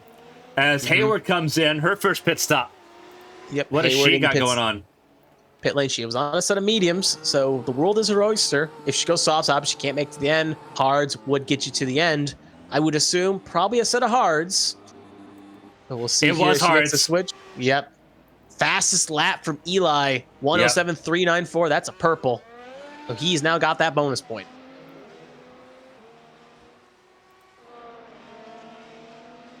Sears now having to defend off from Bren Roberts. Oh, how the turntables have turned, as they would say. He was on the attack, and now he's on the defense. Summers gotten ahead of Taju. That is for 12th place. Zhu is now officially a lap down. Derek Miller trying to approach the 44 of Summer. Saucier off track. He may be done. Looks like he's trying to keep it going. That is turn 9. That is turn 9 that he's stuck in. He's on the cliff of turn 9. Stopped. Yeah, it's going to be interesting. He's trying to make it back. There, you see the damaged suspension. We'll pull it up here. You can see all that damage here. That's what that looks like. He's fighting for points because he knows if other cars start tiring, he could get something. He stopped again. Even if he brings it back, are they going to let him continue? With how much damage? I don't think it would either. His teammate leading. Saucier's race effectively over. Keep an eye and see what he does.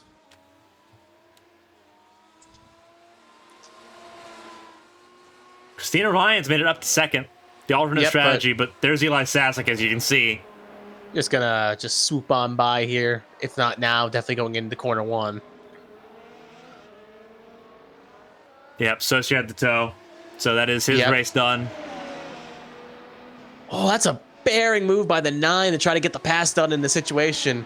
Doesn't I have don't know. to press the I don't know. issue that much. I would say I don't know why you would treat that, because you would give Christina the DRS to just come back right at it. So Sasek's going to take 2nd back.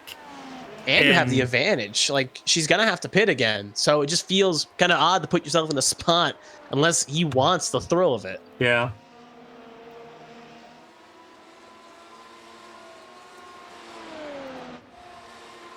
That's not far behind either. Christina Ryan's falling right back into the clutches of Sears and Bryn Roberts. Derek Miller has yet to pit. Christina Ryan, Tom Sears, Bryn Roberts, Jacob Blankenship, Donnie Crouch, and Nick Presley have all yet to make a single pit stop in this Grand Prix.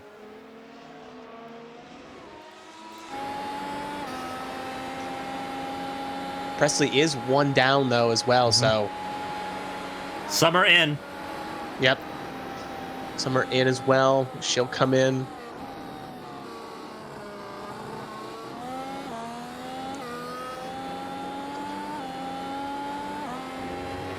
We're still riding over here with Bren Roberts, just currently in 5th position.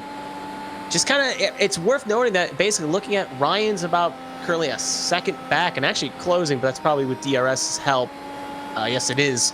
But worth noting, at least behind that, Tom Sears 1.5 back of Ryan, Roberts 1.5 back, roughly behind Sears, and Blankenship within 1 second of Roberts.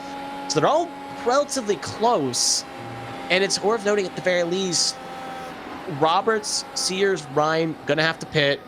Blankenship on currently a fresh set of mediums, or at least an old, not a too worn set. Actually, he that pit lane pit started, so he'll have to pit as well. So all four are gonna have to come in at least one more time. Watching Jeanette and Emma Carter battle it out for 8th place.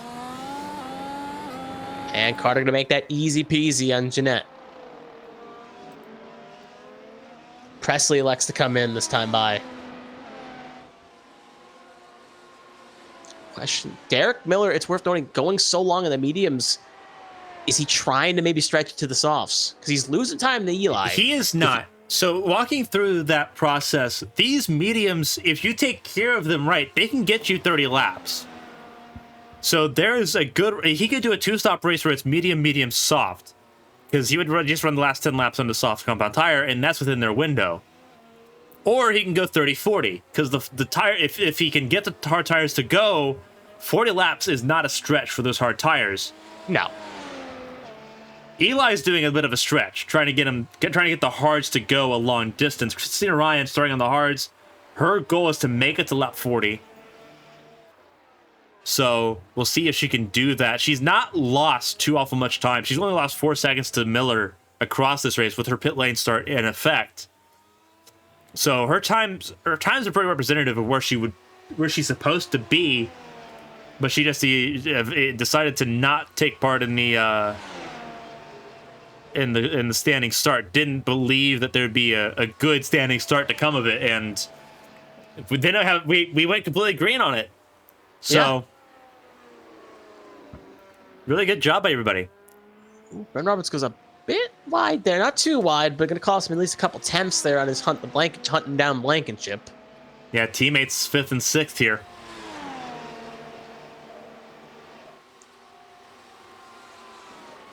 Yeah, when all said and done, Eli will re-inherit the lead. Currently 10 cars on the lead lap. Donnie Crouch last the lead lap, also in worth noting as well. Top 10 only get points, so every car in the lead lap is currently got a point to their name in the standings.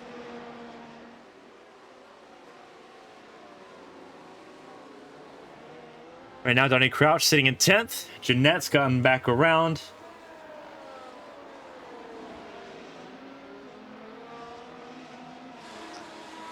Yeah. It's just working. Everyone's kind of just running their own race here. Sometimes this is the pro and the con of, you could say, open wheel, basically no safety car kind of racing to a degree, is that everyone kind of just runs their own race and got to get your own pace to kind of catch up. Can't rely on safety cars and other things to get yourself close. And yeah, Sears within a second of Ryan, and Roberts now on his teammate here within a second. We're going to see the flaps open for DRS. Sears just runs a personal best on a set of hards that are pretty worn. Yeah. It just shows those hards have not fallen off as much as they would think. Carter also runs a personal best in a 107 bracket on the same set of hards that are 19 laps old. And Press, he also on hard tires, also set his personal best. And here's why they're going to keep running their personal best. Because, again, no refueling. So that fuel load, that weight is constantly going down. So there's still a lot to go for that. As we watch Tom Sears try to... He's, within DRS range of Christina Ryan. But he's not yet used it. Mm-hmm. It's weird. I just don't think he's got it mapped. Either it's a long con, which just feels kind of odd, or he just doesn't have it mapped. Because we know we saw that with Push to Pass in the IndyCar series as well, a champ car, you could say, is that sometimes drivers say, oh, spin there from Blankenship, and that's going to allow Roberts to go around along with Hayward and Carter. Kept it off the wall, it looks like. Yep. Barely, but he did keep it off the wall. That's going to put Blankenship in a big hole. Hayward now on the back of Brent Roberts, going to make a move going into one.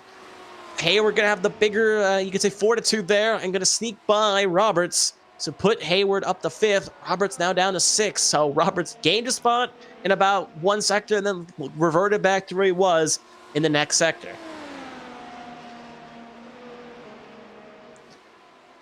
Emma Carter joining this fight as well. Mm-hmm. Carter just doing a recovery drive here. Trying to get as much as she can. Blankenship coming out of pit lane on the medium compound tire. Yep, after that spin, I guess flat spotting it. Didn't want to really risk doing any more laps on it, so he'll come in. But really took that one-stop strategy and threw it out the window because of that slight spin.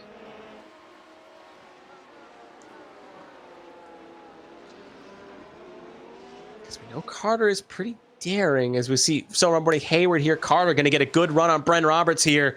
I sense a move going into one. Carter loves to run that DRS late. Actually, we're not. Yeah, coming out of one and going into one now. And she's going to get a good toe. Flap open and around she goes on Bren Roberts to put Carter up to 6th. Hayward, Roberts down to 7th. Hayward still in 5th.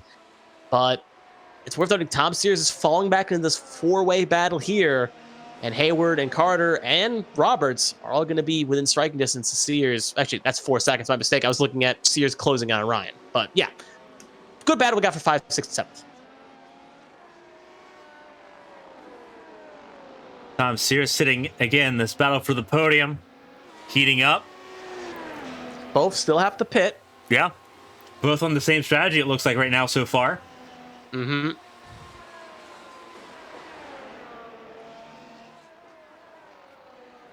Looking at lap times, as it was fuel coming down, and obviously tires being. Press complaining about his force feedback froze, but he's all alone, so I don't think it affected anyone. But something happened. He is behind, I believe that is Jeanette.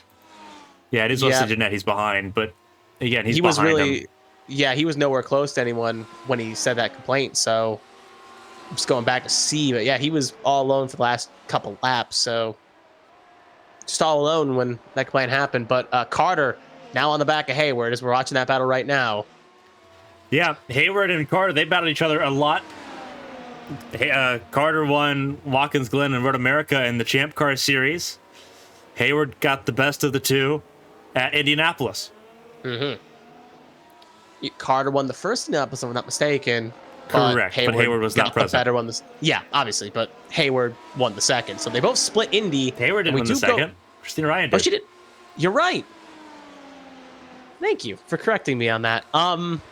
But a Prismatic Motorsports car did win.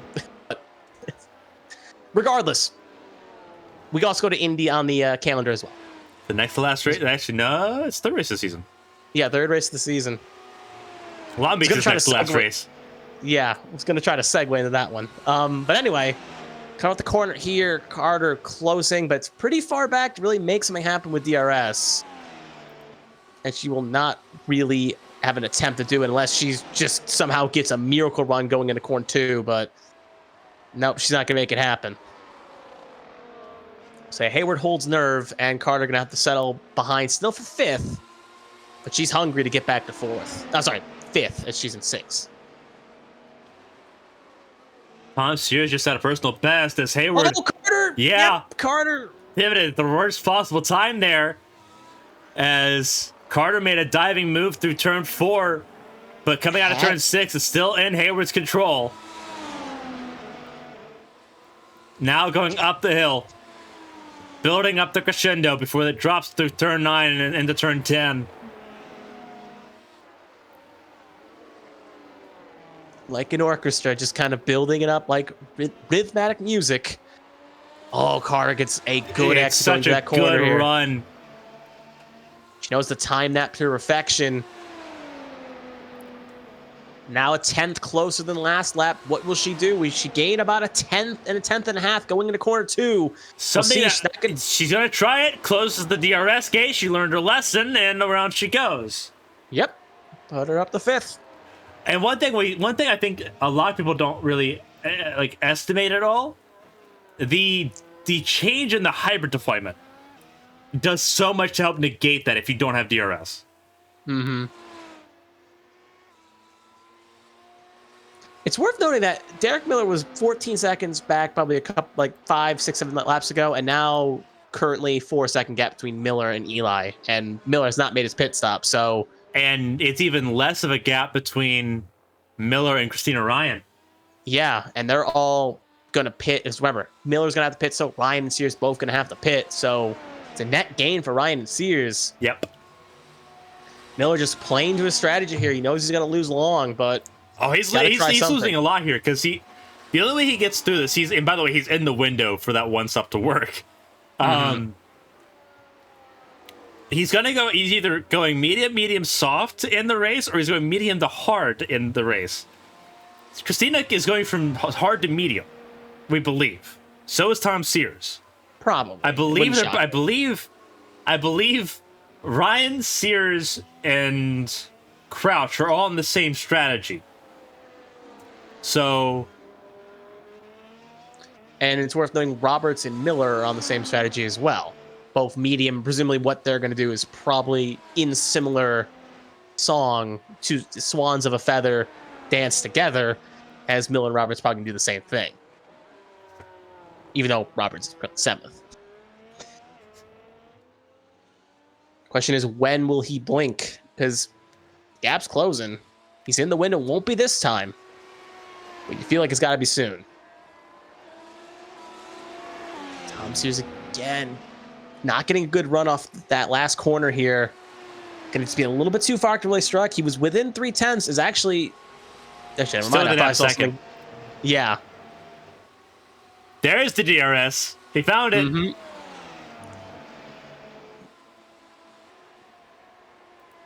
So now he can at least be within striking distance going into 1. You can just see how much time he gained with DRS open. So if you're looking for a comparison of what DRS does, there's your perfect example right there. So riding on board with Tom Sears.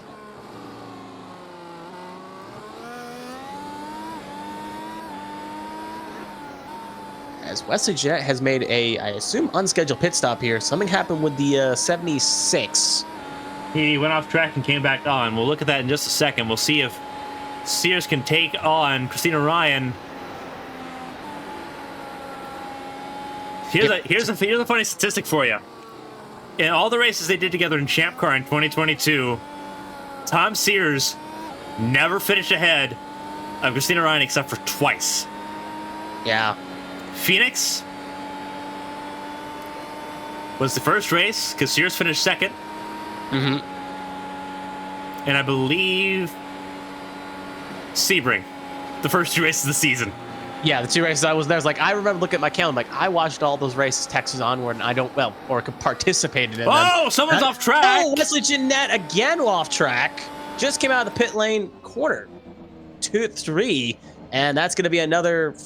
Just had to get a front wing. Just had to get his front wing changed. Has to do it again now. So bad the worst for the 70. He will fall. 76 going to fall outside the points here, and going to get Todd Zhu a point to his name. Yeah. Todd Zhu about to score a world championship point. Bren Roberts has crashed. He has. He has spun. He is now within striking distance of Donnie. Actually, Donnie Crouch is not any close to him, so it has to be a lap down car. That was Pressy. Yeah. Oh, here we go. The battle once again. All right, Sears. Let's show what you got. Now you know where the DRS button is. Let's see what happens. Really close. How aggressive will he take it? He held that DRS open as long as he could. Oh, this is so good. It's not going to be enough. Carter's right there, too. Carter's there if the pieces end up falling. And they're 6 seconds back of the top 2. Yeah. You can just see him in the foreground. Whoa, watch out, Sears! And there's contact! Sears and Carter! Right in front of Olivia Hayward. I think that is the same corner. Carter's okay. She says net coded, so she's got no damage. Sears, on the other hand, not so much. Yep. Just a bit too aggressive on the throttle. It's the same thing that happened many laps ago when we were watching that battle with Ryan and Sears, and Sears just blanked it on the corner. Similar spot, but this time Carter was there. So the kind of comment, because Hoot was in the chat saying, like, that looked kind of funky. remember how the hyper system works in this car. There's the way it kicks in, it's a bit of a ramp up effect. And if you think you're fine, like you try to hold on to it and then it ramps up and it gets worse and then it completely falls away. Especially with Tom, with how that corner exits, you're still unloading the corner. So it's so easy to just loop the car around, and that's what happened. And he tried to save it, but he came across the track in front of Carter, and he's still trying to hang on to it. He has not pit. Nope. He thinks the damage is minimal enough he can limp it to the pit window. He's got 18 seconds to blanket chip, 20 seconds to crouch, and then basically a whole lap, or at least half a lap to a whole lap on Todd Zhu. So he's got time to make this work, but yeah, he's just trying to make it to his window still. So here's what happened. See the way it snaps, and then he just tried to get back on the power. Did a good job of saving it, but just way too hot on the power with the hybrid deployed. Honestly, almost had it saved. Carter wasn't there. He would have saved it, but just Carter was right there. Both fighting for the same. Well, Carter going for that real estate, not knowing, as Tom Sears has made another mistake there, as he's just blitzkrieged one of the last few corners. It's got to be a pit stop time for him now, as clearly that thing is just ailing, and he is staying out again. I think he knows that he knows there's a lengthy repair to that. Maybe.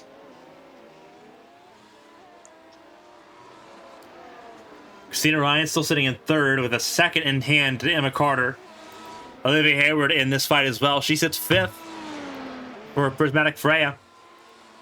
We'll pull up the team names on the side of your screen so you can see who's battling for what team and what teams are in the points. Top 10's where you want to be. A lot of teams going to be scoring something here this evening. Nexus Sim Racing, Nick Pressey, Motorsports, Prismatic Motorsports, Gearcats, Prismatic Freya, 1MA Racing, Arrowhead Racing, Cherokee GP, all scoring something tonight as it stands at the moment. Some more than others, because some of the drivers, like Gearcats, for instance, their driver crashed out, fueled up, one of their drivers crashed out. Prismatic Motorsports, Perma also had a mistake as well. So, yeah, some will get more than others. Points, as WestJet has called it a night, giving us 12 active runners on the track.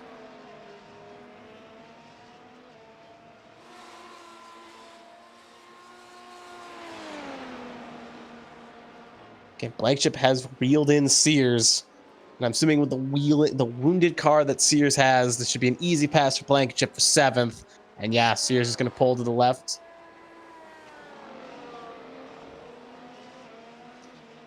It's worth knowing Sears just asked Blankenship if he had a front wing. So he thinks he knows something's wrong. He doesn't know what. I wouldn't hazard a guess that it's on the back of the car. Maybe. Oh, Carter making a move on Ryan. That's too early of a move. Yep. Because that just gave Ryan DRS. Mm-hmm. And Ryan also had a really good run out of the final corner. And yeah, that was a really poorly timed corner. Yeah, honestly, Carter should have been a little bit more patient. Honestly, I don't think Carter was 100% set on making that move. I think Ryan just got so slow out of that hairpin corner right there. I think Ryan baited her into it, knowing that she could just get DRS back. Ryan knows where the DRS zone is. There's a white line that goes across the track that marks the DRS detection zone. Ryan knows where that is, and she used it. Carter just fell for it. She bought it. Hook, line, and sinker, but you can only fool someone once before. Fool me once, shame on you. Fool me twice, shame on me. She's going to have that in the back of her head now, and she ain't going to let it happen twice. At least I hope so.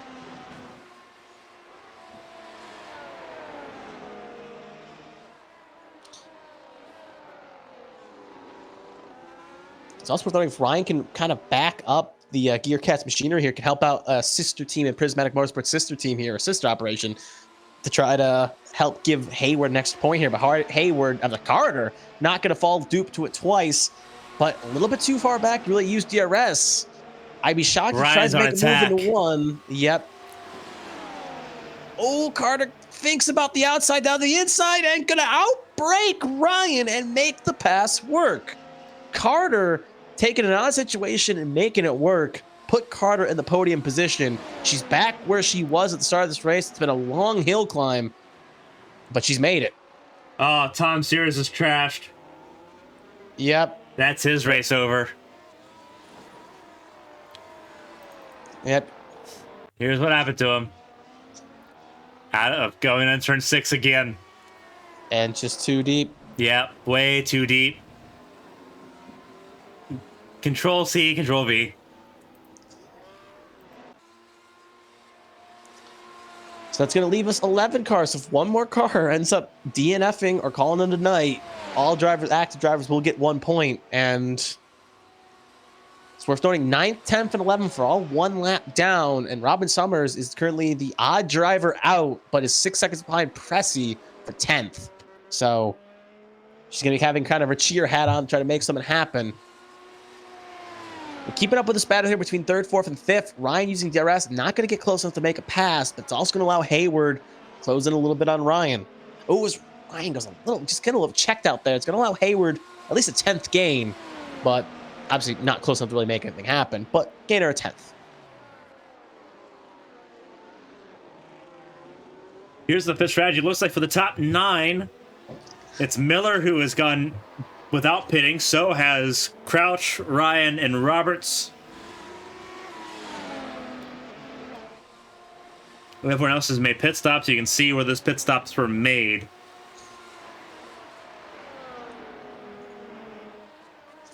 It's worth noting is that right now, Miller's made it 40 laps on 1 set of mediums. He's going 1 stop to the end. And we assume if he can make it 40 on the mediums, Eli's good to go on the hards.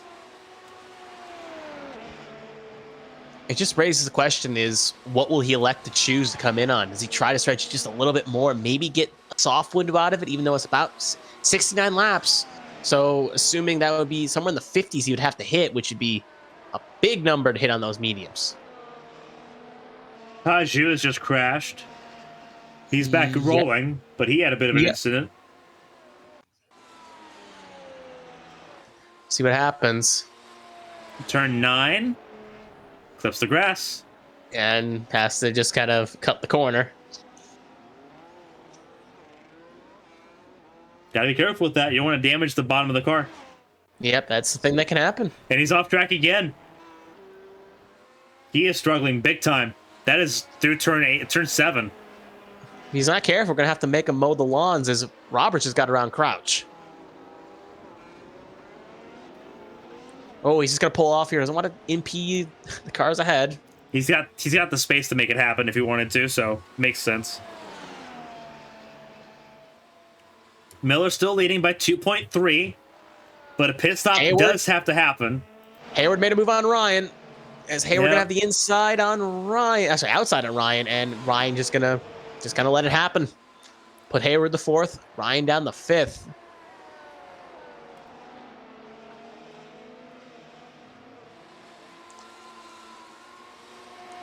The good news, at least, is Ryan has almost a pit stop advantage on Blankenship. Almost. It's about 37, 39 seconds pit stop window, and it's currently a 35-second gap. So if Ryan can hold on at least a second or two, she should be at least safe getting jumped by Blankenship.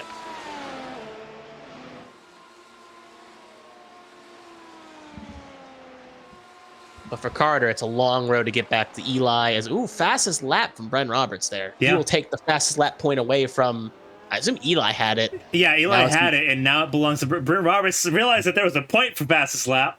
So, there you go. But it's worth noting, Miller, Ryan have not pitted yet, so they're going to be in contention to take it when they elect to make their pit stop. Yeah. Gap from Miller to Eli, 1.5 in closing. Once probably Eli gets in DRS range, it's probably going to be night-night for Derek. But he's not there yet.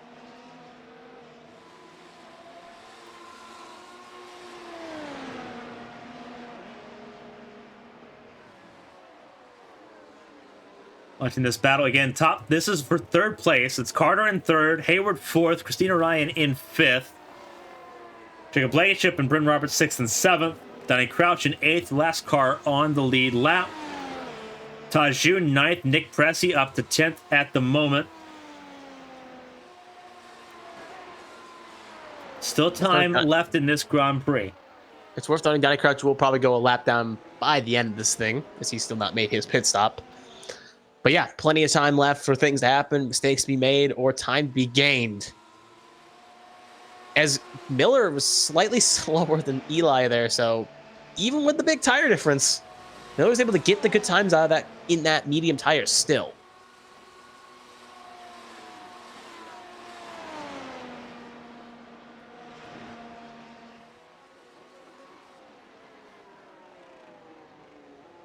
This is what the difference in the times have been between Miller and Sasek. You see, Sasek's largely been quicker. Lap 41, not so much. Lap 43, it was very close.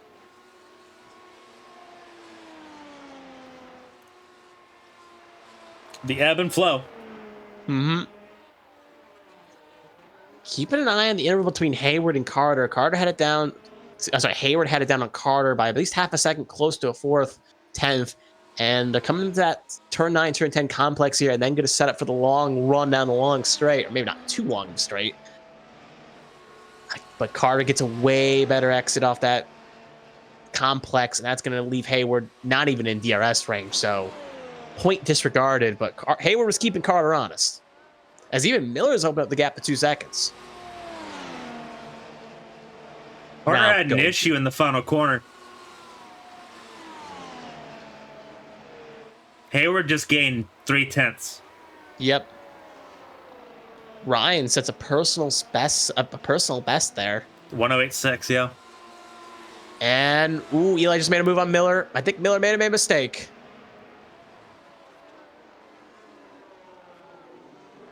That is your pass for your lead. I know. Yep, Miller made a big mistake. He's 6-7 seconds back. Yeah, he spun. Mm-hmm. This is what happened. Turn 4. Turns 4 through 6 have just not been people's friends.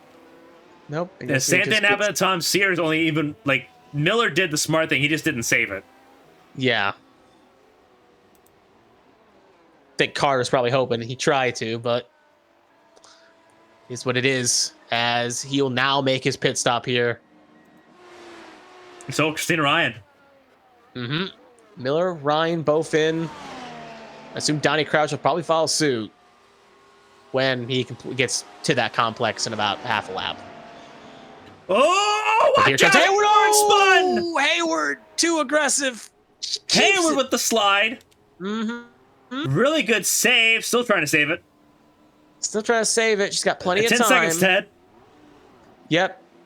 Ryan still has left the pit lane. She was trying so hard. Oh, she was trying so hard. And you can see it in the chat right now how they're reacting. That's heartbreaking.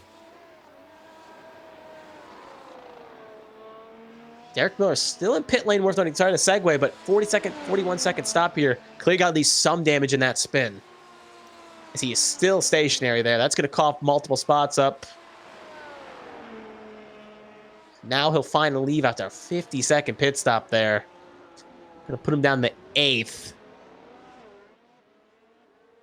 And he's going to go at least 1 down. So how the tables have turned for Miller from leading this race a couple laps ago, now down to 8th. Here's what happened.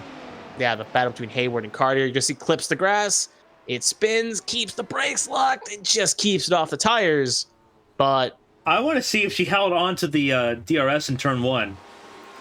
No, DRS is closed. One thing, because you can have DRS open in this car into turn 1. Obviously, we were looking at the rear wing here, and it's closed. But you can keep the DRS open through turn 1, and that can cause a lot of problems. That wasn't it. She just ran a little wide, clipped the grass, and that was it. Mm-hmm. She's still in the podium, though. She can hold her head on high, but 13 seconds to Ryan, so she's got time to work with. This race has just flown by. Carter in pit lane. Oh, interesting. So Sasek stays out. Because she's going to lose a spot to Hayward, that's for sure. And maybe Ryan, because it's a 37-second gap right now. Well, 37 seconds to the leader, 27. So, yeah, no, she'll get boss passed by Ryan. But we'll come out ahead of Blankenship.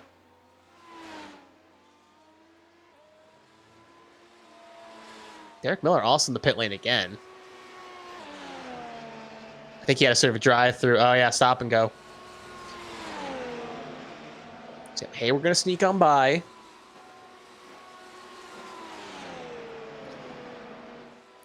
Very odd. Back on the mediums for Carter. With about... You're looking at about 20 laps to go. She's thinking that she can gain enough time per lap to get up to Sasek. Maybe. That's the thing that comes to mind to me, and it's not a bad strategy, knowing that your job was to get ahead of Christina, which she did. She stayed ahead of her there. And you know that Olivia's just burned off a decent chunk of her tires. It's not a bad thought process, and she just went purple sector too. It isn't, and she's also putting herself in good contention to get the fastest lap, even though I think Derek Miller just put on a set of softs, so we'll see how that contends. He did. Yeah, he did. But Hayward in the pit lane as well. So Hayward going to counteract what Carter did. And now the question is, will Eli? Eli's got 33 Eli seconds. has to react, and here's the thing. Eli is better off not reacting at all. Yeah, he's got a big cushion. He was 10 seconds ahead in that situation. Is I'm watching another battle here, but he was 10 seconds ahead of Eli. Sorry, Eli was 10 seconds ahead of Carter when Carter made the pit stop. So it's 10 seconds on that range. And Emma's fast, but she's not going to be fast enough on those mediums to shave off 32 seconds in 20 laps. That would be well over 2 seconds a lap. She would have to be quicker than Eli. So Eli, unless he wants a challenge, there's no reason he should pit unless those tires are basically close to popping. There's just no reason.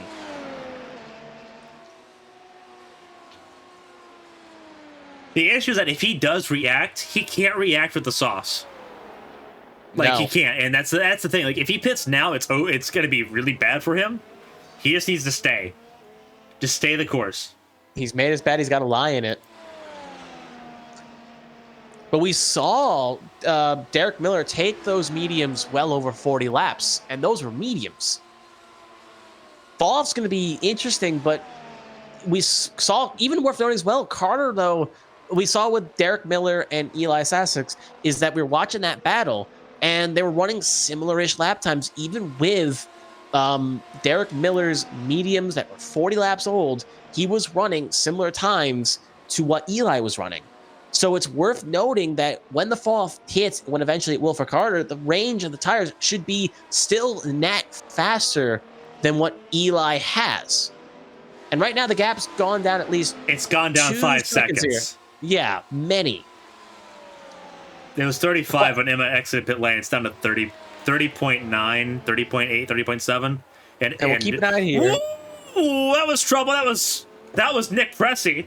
Presley said he'll let her go when he gets a chance, but that's not fun right now. Emma getting a little bit probably impatient, wants to move because that just cost her a second.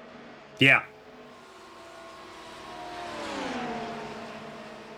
And again, Pressey is teammates with Sasek, so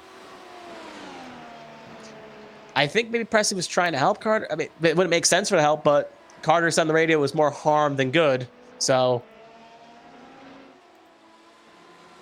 I don't know. I don't think it was sabotage though, because Presley is saying didn't want to make a mistake or didn't wreck you. So there's no sabotage afoot, but just odd.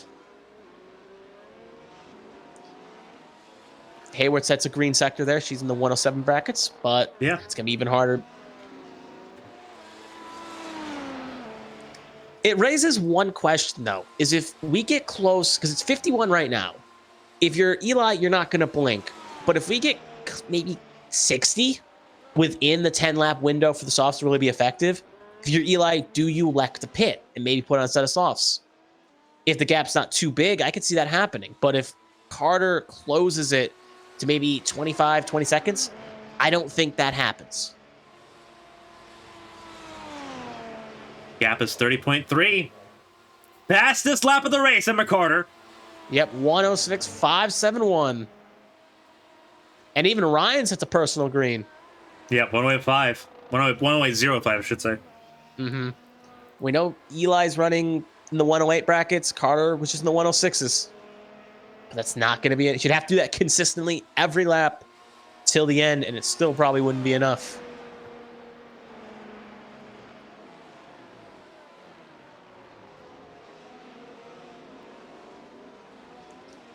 Lap 52 of 69. It's Sasek leading, but the gap's beginning to shrink. Emma Carter on blistering pace so far. How long can she keep that pace up is the interesting question.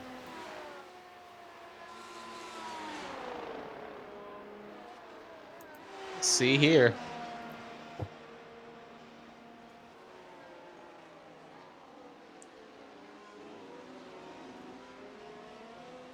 Carter again. We saw Eli. He ran a 108. Carter a 107 middle road. So that's a second gain.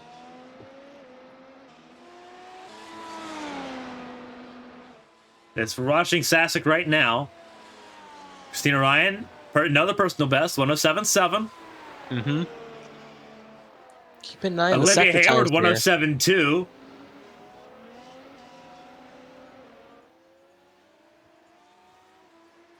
Yep.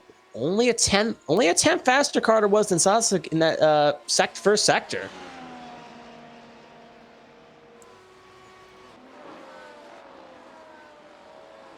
Bit of no one's land for Christina Ryan. 8 seconds between her and Emma Carter, 8 seconds between her and Olivia Hayward. Mm-hmm. It's the moments where if you're having a good championship day or that, it's something you like to see, but in the racer inside, you want to fight. You're not playing a racing game just Christina's probably just happy that her strategy worked out, because she started 14th in this race, and now she's sitting in 3rd. Yeah, no, she's happy, but there's also that racer inside you that wants to race. You don't want to just run around doing laps. That's not fun. You want to race.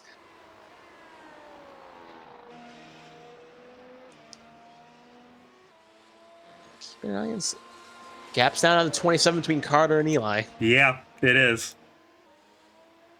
Teammates 5th and 6th as Roberts and Blankenship. As Blankenship comes down pit lane. Yep. It's a free pit stop. Nick Pressey's 45 seconds behind. Mm-hmm. Maybe going for the fastest lap hunt. Oh, big sector 2 from Carter over Eli there. Yeah, the second difference. Ooh, Derek Miller has disconnected. Oh, Carter spun it. Carter has looped it. Well, half looped it.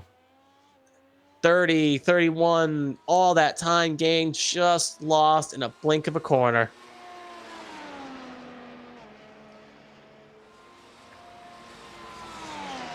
Now we have entered in a very interesting scenario. We have 10 cars left. There's 10 points paying positions, but that's not it, right? You have to finish at least 80% of the laps in this race, which is 69. There's 69 laps in this race. You have to complete this lap to score points. Right now, everyone currently running is only 1 down, so it should be okay. Derek Miller is reconnected, but he's going to go currently 3 down, probably another 1 or 2 before it's all said and done. And he should still be within that 80% just in case someone else has a what's up moment. Yeah. So, and that's it. Everyone else is out of the race. So Miller's going to be the odd one out as he rejoins.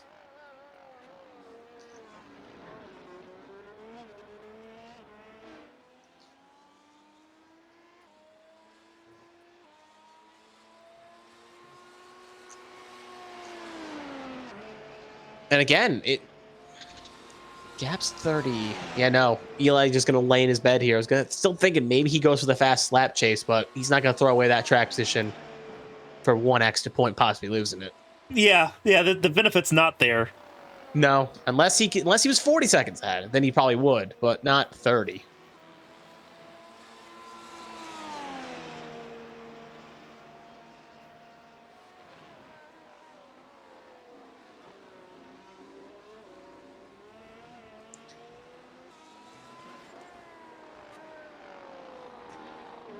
Just keep an eye on times.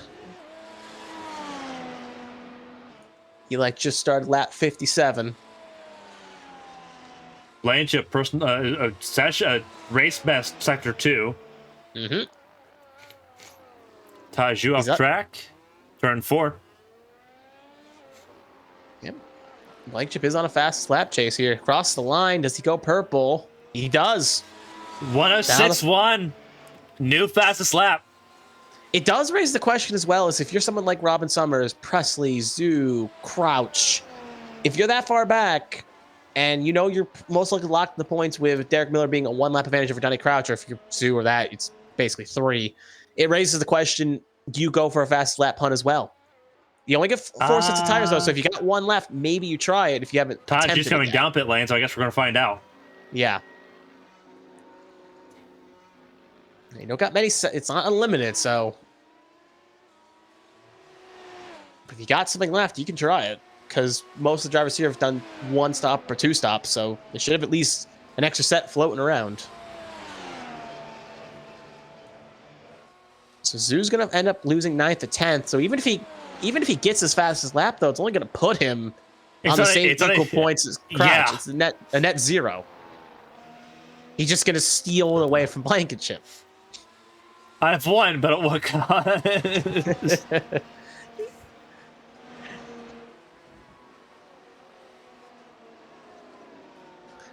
like, if I can't have it, no one can.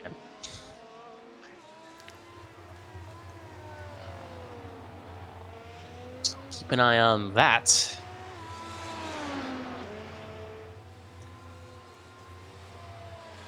It's worth noting right now, Carter's 28 seconds back. If she didn't have her little spin, that would have probably 23, 22 seconds back right now. Yep. Just for the viewer at home, if they were curious where she would have been.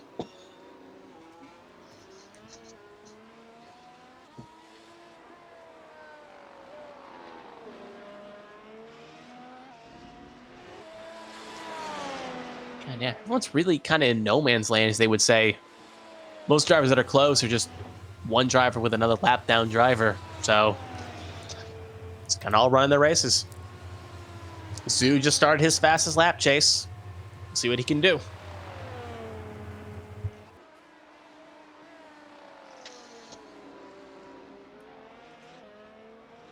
Let's keep an eye on the time and the scoring. He needs to beat a 106.19. Yep. Sector 1, only green. Not purple. Just got to find somebody in the 2nd and 3rd. Here's fast laps everyone's run so far. Blanche's marked by purple. 106.188 was the lap that he set for the fastest lap of the race. Sector 2, improvement, but still green. What's he gonna have in this 3rd sector? Because if he doesn't get it, he just threw away a point for nothing.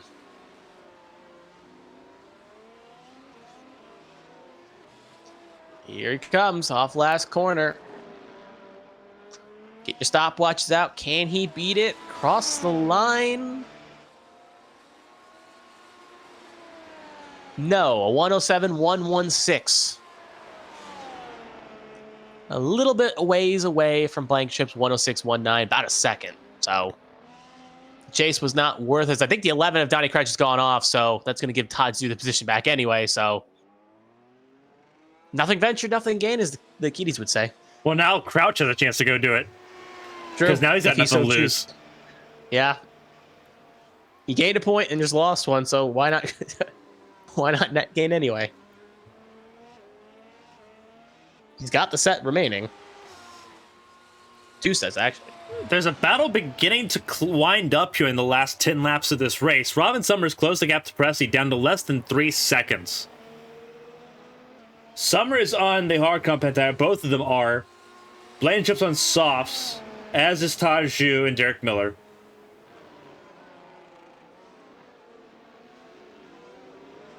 But she's closed the gap down just in this lap alone. It's 2 points. She's closed it down half a second. Yeah. She's going for 7th place right now. In a race that went very bad for her very early on. She stuck with it, kept her head in the game, and it could reward her with more championship points. And more championship points for Prismatic Motorsports. Less than 2 seconds the gap now. She is closing on Pressy. Yep. Hayward, though, going to tiptoe around. That is Hayward behind. Going to try to tiptoe around here. And then, yeah, they'll sneak on by. And then it's going to be Robin Sutter's next car behind. So Press is going to have to defend. Even though not in DRS range yet, but close. Half a second away from it. It's easy to catch someone, but passing's a whole nother beast. If anyone could do it, Robin's definitely a driver you'd have on your list that could make that work. 8 laps to go here in Phillip Island. Sasek has a 27-second lead over Emma Carter, Christina Ryan third. Then it's Olivia Hayward, Bryn Roberts, Jacob Blankenship, Nick Pressy, and Robin Summer. Summer within 7/10. There's the gap. She's coming. It is a charge by the ABN debutante, trying for 7th place. That's where the buck will stop unless Blankenship explodes. So we'll see what happens with Robin. Gonna get a good toe. DRS is gonna be open. She's close enough. This is gonna happen. Gets the toe. Gonna go into the inside for one, and she'll make it happen. So put Robin up to 7th. Pressy down to 8th. Really good run so far.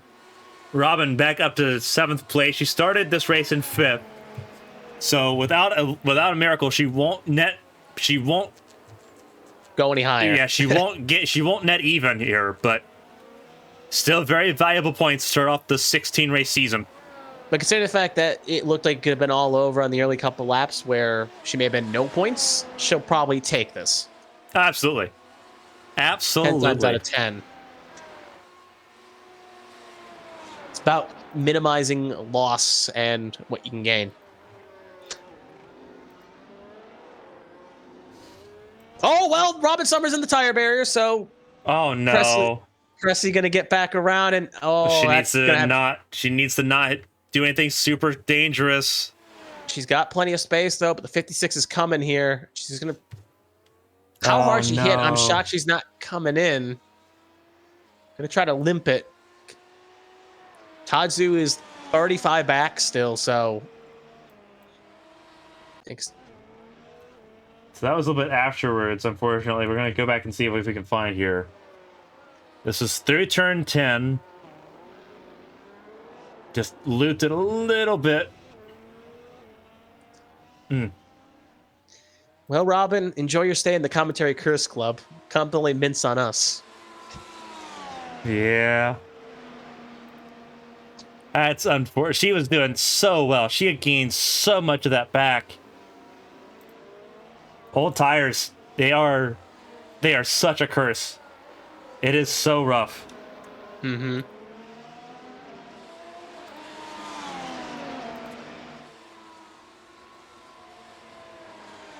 So we press on.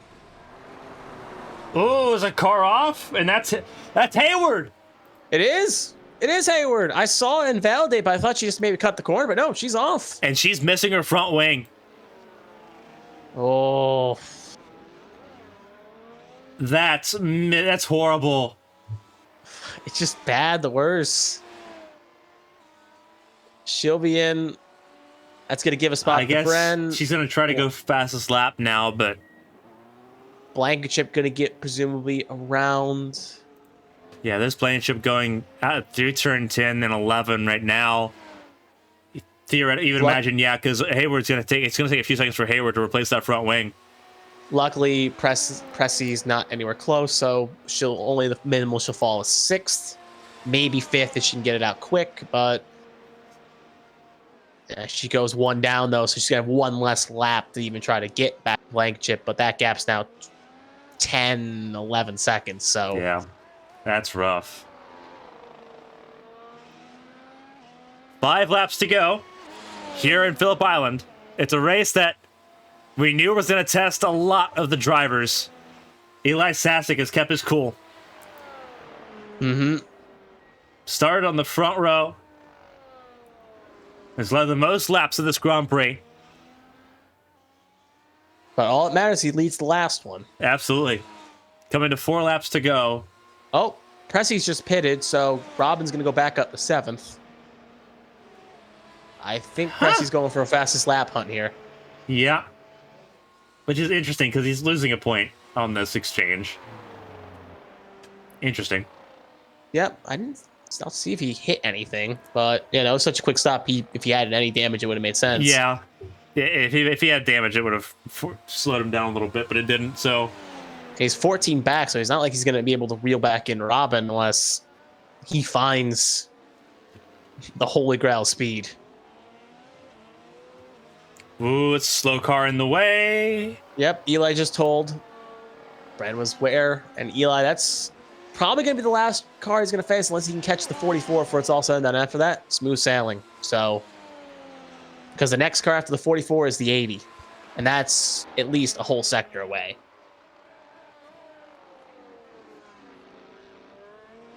Which is worth noting, only 3 cars currently on the lead lap. Yeah. Eli, Emma, and Christina.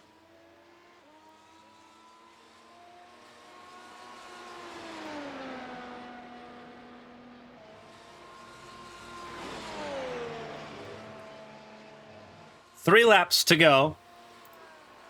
As everyone in the chat talks about breakfast locations, Waffle Houses, and Denny's, and IHOPs, and the mistake everyone calls Bob Evans. I saw that about 10 laps ago, and I didn't really know what was going on, but didn't want to bring it up, so I was like, yeah, just let them do what they want to do. Everyone agrees that Bob Evans is a mistake, so we're good. All I know is Bob Evans from supermarket aisles where I think his mashed potatoes.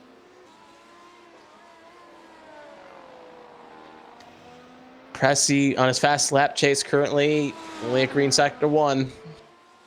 Not good enough.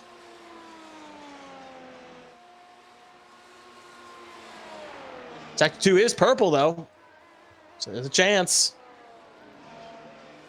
The reason why I understand his logic, but he would have hoped to have stayed within range of Robin, and that's just not going to happen with 2 laps to go. By the way, the teammates are like the next cars on track here, so. Yeah. And here he comes across the line. Does he get it? Checks the stopwatch. No. Actually slower in the 3rd sector. Improvement, but not enough.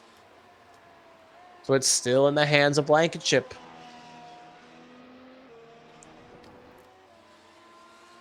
Ooh, someone just went off there. I think that was Bren Roberts. It was, so. Yeah, Bren Roberts is way off here. Yeah, he just kind of turn went 2. deep. Yeah, he may actually lose a spot here to Blankenship if he's not careful. Teammates battling out for 4th place. There they are, and there he goes. Yep. So put Blankenship to 4th. Roberts down to 5th. Yep.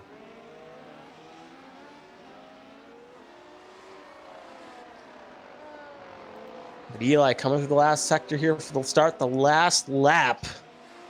He's got 2 more corners to navigate and 1 more time around.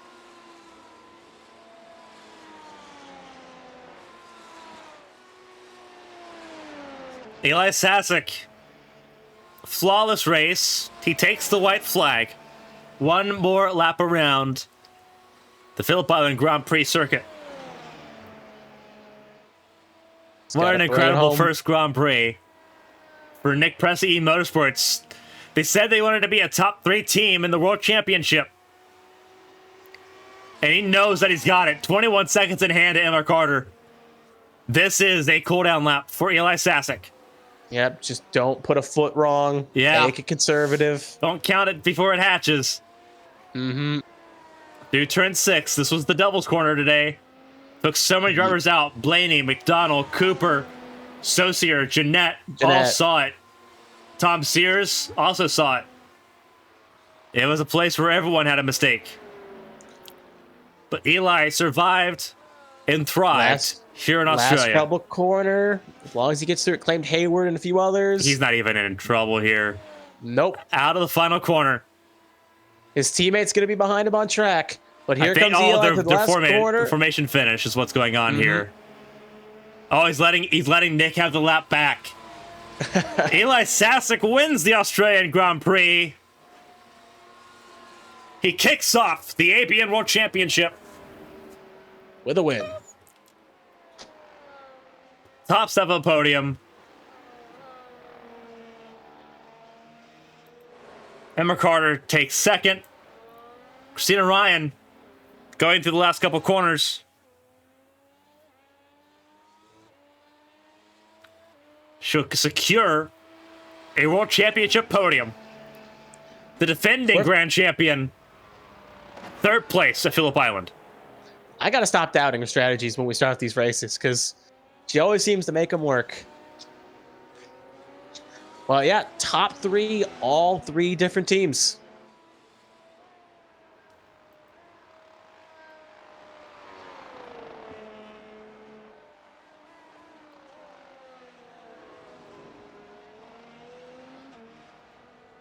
It's Eli Sasek, winner of the Australian Grand Prix.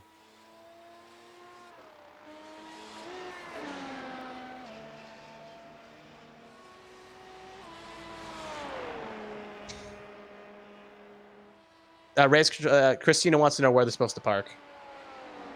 If they're supposed to park somewhere. Start finish line.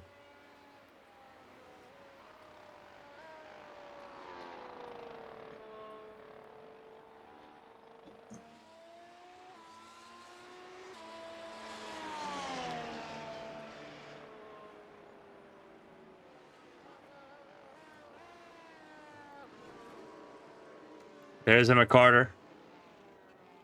She may be out of fuel.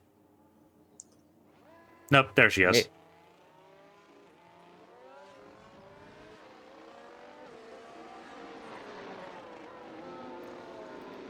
Yep. So there they are. They're going to park on the podium here.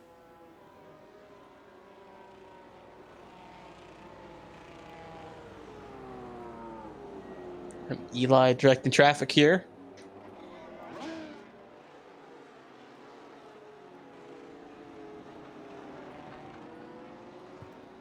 Race winner. Mm-hmm. He's a Grand Prix winner. And now leads the ABN World Drivers' Championship. Yep. What a twist and turn. 4 different teams in the top 4. It's worth noting he doesn't get max points because didn't get the pole, didn't get the fast lap, but he did win the race. That's, you could say, all that matters in the end. As they'll line up here, get the photo. So, and Christina's going to back up just a little bit more, so that way the podium is represented.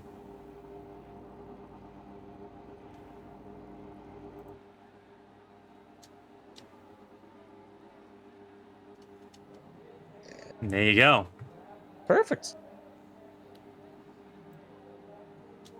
And this is where we get to do some fun stuff, because now we get to do actual podium interviews. Yay! So give us just a second for that. Yep. Top 3 interviews coming up shortly, so don't go anywhere. You're watching the ABN Australian Grand Prix Cool Down live on ABN. Did you just say Grand Prix?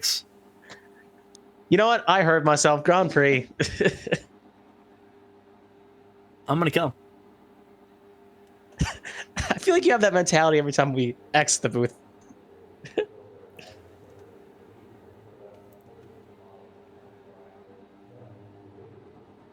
Alrighty.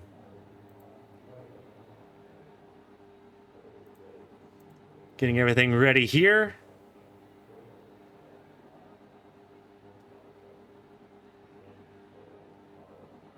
So we got Emma Carter, Christina Ryan, and Eli Sasek. We're going to pull all of them into the booth at the same time.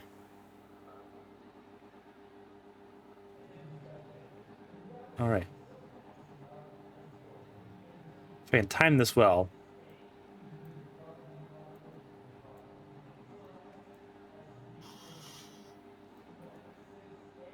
Huh? Alrighty. Yep, they're all in here. Alrighty. Podium interview time here. Oh, wait, Eli left. Eli, we're doing podium interviews, buddy. You're Scallion. I just want to say one thing for behind the viewers. Everyone, all of them got, I think, anime profile pictures. Do with that Alrighty. information what you will. We're all weebs. Alrighty. Fantastic race, all three of you. The first Grand Prix in ABN history in the books now. Eli, phenomenal drive, first and foremost. You now lead the ABN World Championship standings, but it wasn't easy. A lot of battling early on there. Keeping your cool was the name of the game. How difficult was it early on trying to keep your cool and not burn up the tires so often much? Very difficult. My hands are still shaking, if that's any indication of kind of how nervous I was through that race, or it could just be the caffeine.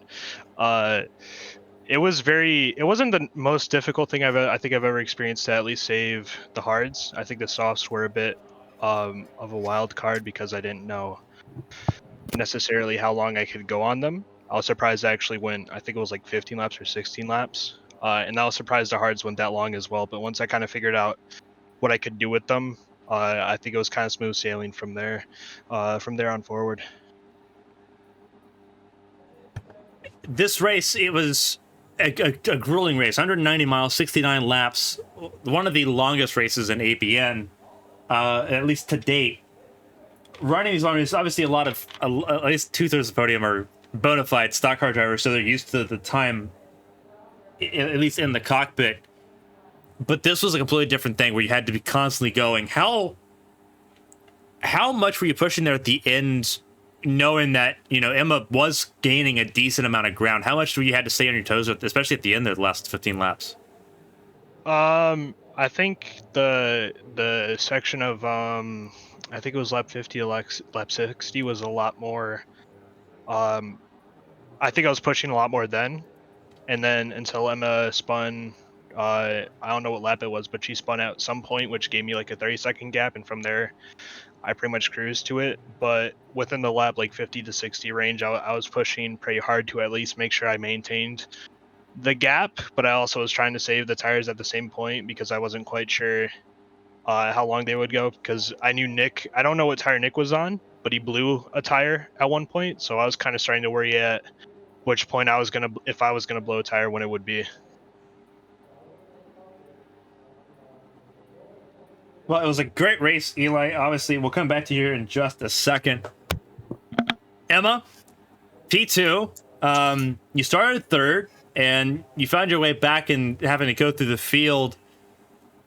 Explain kind of your run here, because everyone had a bit of an issue going through, I guess, turn 4 was Honda corner. Everyone had a bit of issue there. Obviously, you had to run it with Tom Sears. That cost time. Just a little bit of incidents there. We saw your spin early on. How brave were you trying to be with that DRS? It wasn't the fact that I was trying to be brave. I just completely forgot about it because I think that at that point that was the first time I needed to use DRS. But yeah, at that point it was just about trying to claw back what I had lost, and I think I did that and more. So I'm proud of my run overall. I think that the 2-stop as well was the way to go. I don't know how Eli managed it, but I'm very proud of him. Christina? From pit lane to the podium, 11 spots gained on a one-stop strategy that worked to perfection. First of all, give yourself a pat on the back because that was a well-earned podium. But sort of just walk us through, because obviously you were expecting a lot of melee at the beginning, and it didn't ever happen. Going through that process, how much did that kind of change your perception how this race was going to go? It really didn't. I was thinking there might have been some more chaos at the start, but I wasn't expecting it to be safety cars. So I was expecting kind of more like people would start dropping early on. The car was very difficult on the high fuel. It did not agree with the high fuel loads. It seemed like it struggled a bit on traction in general. So high fuel load traction, it wanted to be like a merry-go-round, but I figured I'd just take it easy. We did the test race and it gave me a firsthand experience of how the net code can be and how everything can just take you out. And it's such a fickle kind of thing. And then partner that with me not feeling super confident on this track because it's a brand new track to me and coming in late and all that good stuff. I was just thinking it'd be easier to make it worthwhile and guarantee myself the end of the first lap. And I felt like my race pace was pretty solid, and the car gets better as the race went on. So if I could just survive to the end, I probably would be in the top 5. The podium was kind of a stretch for me, but it makes me really happy inside to be able to pull a Sebastian Vettel on debut here. um, Anytime I do something Seb did, it makes me really happy. So I'm proud with that race. Didn't put a foot wrong, and yeah, it was really good, really good. So obviously, this is a track that we don't see featured very often at all. It's Phillip Island. It's you think about the track on iRacing like Bathurst. You look at tracks in the Pacific. You look at Suzuka, Fuji, Okayama, Motegi. This gets drowned out a lot, and this was the first race of the season. Fuji in 2 weeks. With Phillip Island being the opener, how unpredictable did this race feel for you all going into this? Because I know a lot of you haven't spent a lot of time here. Obviously, Christina spent very little time before this race being here. But how unpredictable was this race for you? And looking at next week, we'll start with Eli and we'll work down the podium. Looking forward in 2 weeks at Fuji, the Pacific Grand Prix, how much more confident do you feel going into that race now that this one's behind you? Well, I think first off, the preparation for Phillip Island, it ended pretty much the day that the Champ Car series ended. Me and Nick, I got into a lot of practice sessions since then and worked on the car, and I've not really run Phillip Island to this degree. I think I've done a few just random test sessions, hot lapping around it, but I've not really run it. Tried to, build a sub around it, and I got to thank Nick a lot for, the subs he built, because I don't know much about how to set up a Formula 1 car. I can set up, at least I like to think I can set up a GT3 car just fine, but the Formula 1s I kind of struggle with a bit. So I want to thank Nick at least for making the setup. He's kind of the one that, he made the setup, I provided feedback on it, and at one point I was just like, whatever you make, I'll drive. Just give me a setup and I'll work with it. And then Phillip Island is a really interesting track too, because I think on the calendar there's not really many tracks that are necessarily similar to it. It's a very turny track. I think the closest comparison I can give it is maybe Interlagos, but I think past that it's a very interesting track for sure.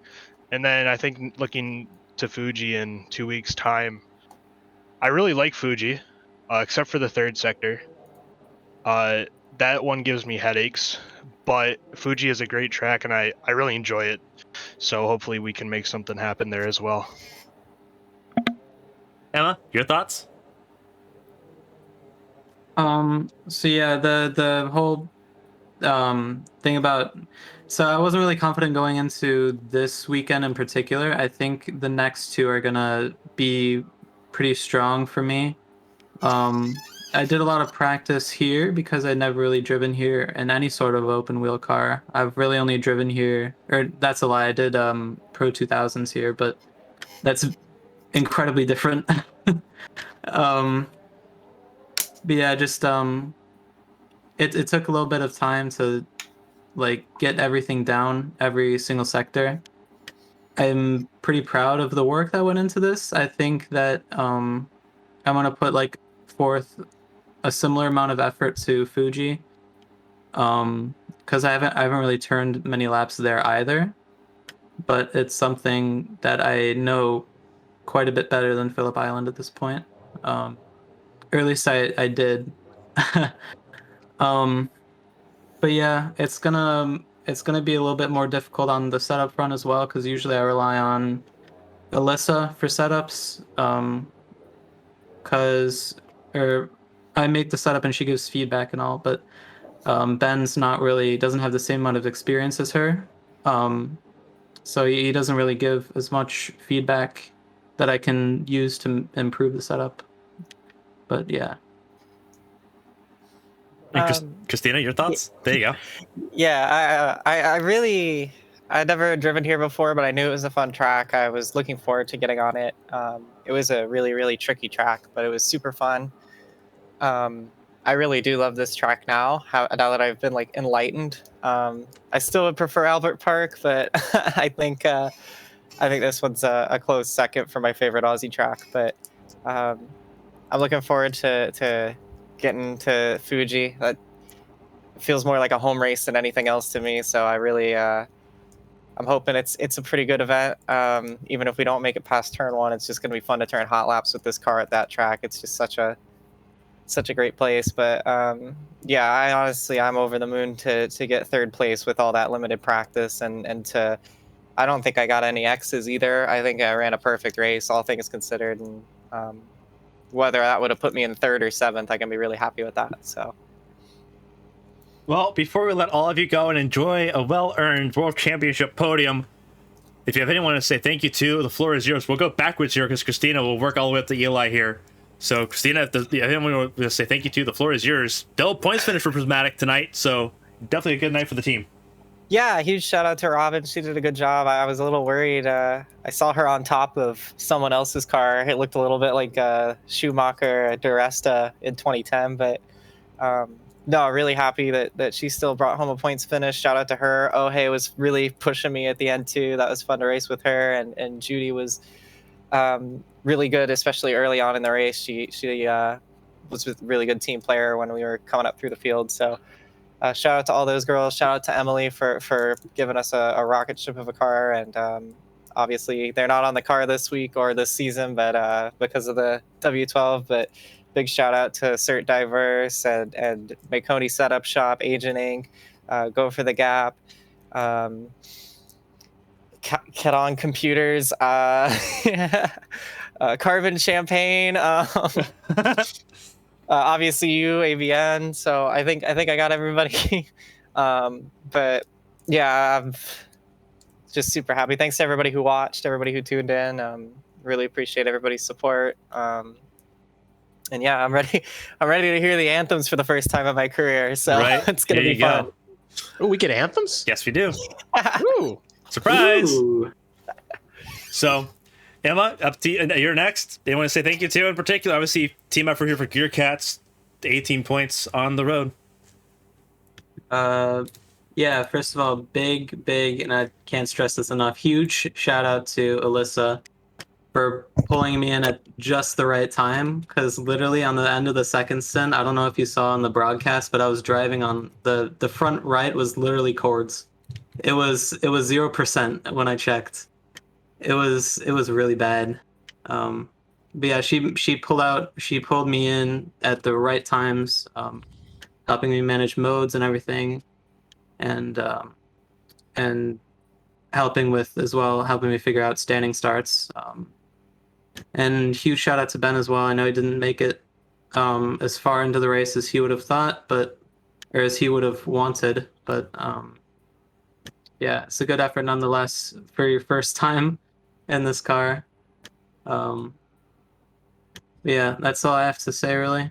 Thanks also to everyone who comes out and chat and supports me every week. I don't forget about you. You guys make me really happy. And Eli, anyone you want to say thank you to and give a shout out for? I think first off, Nick Pressy, he at least gave me the opportunity to run. He asked me to, and I was like, sure, why not? He's helped a lot. I think at least as far as setups and kind of just strategizing, joint effort, and I want to thank him a lot, at least for the opportunity. Everybody at ABN who puts this thing on, and then evidently I have a lot of family watching. I send it to my grandmother, and then she spreads it. So I want to thank all of them for watching as well. And I think that's about it. All right. Well, all three of you, Christina, Emma, Eli, enjoy it. The first World Championship podium. You all are on it. It's history in the making. Good luck in Fuji in 2 weeks. We'll see you then. Thank you, Carmen. Thanks, Carmen. Thanks, Kevin. Mm-hmm.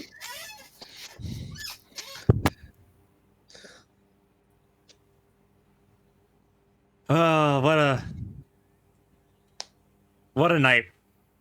What It a was night. fun. It's been fun. It's not over yet. We have a new tradition in the spirit of the Grand Prix era. We have to play the national anthem of the winning driver and the winning team, which happens to be the same national anthem, so we're only going to play it once. So we get to play the national anthem of the United States tonight. Ooh, let me get my hat. Just give me a second here.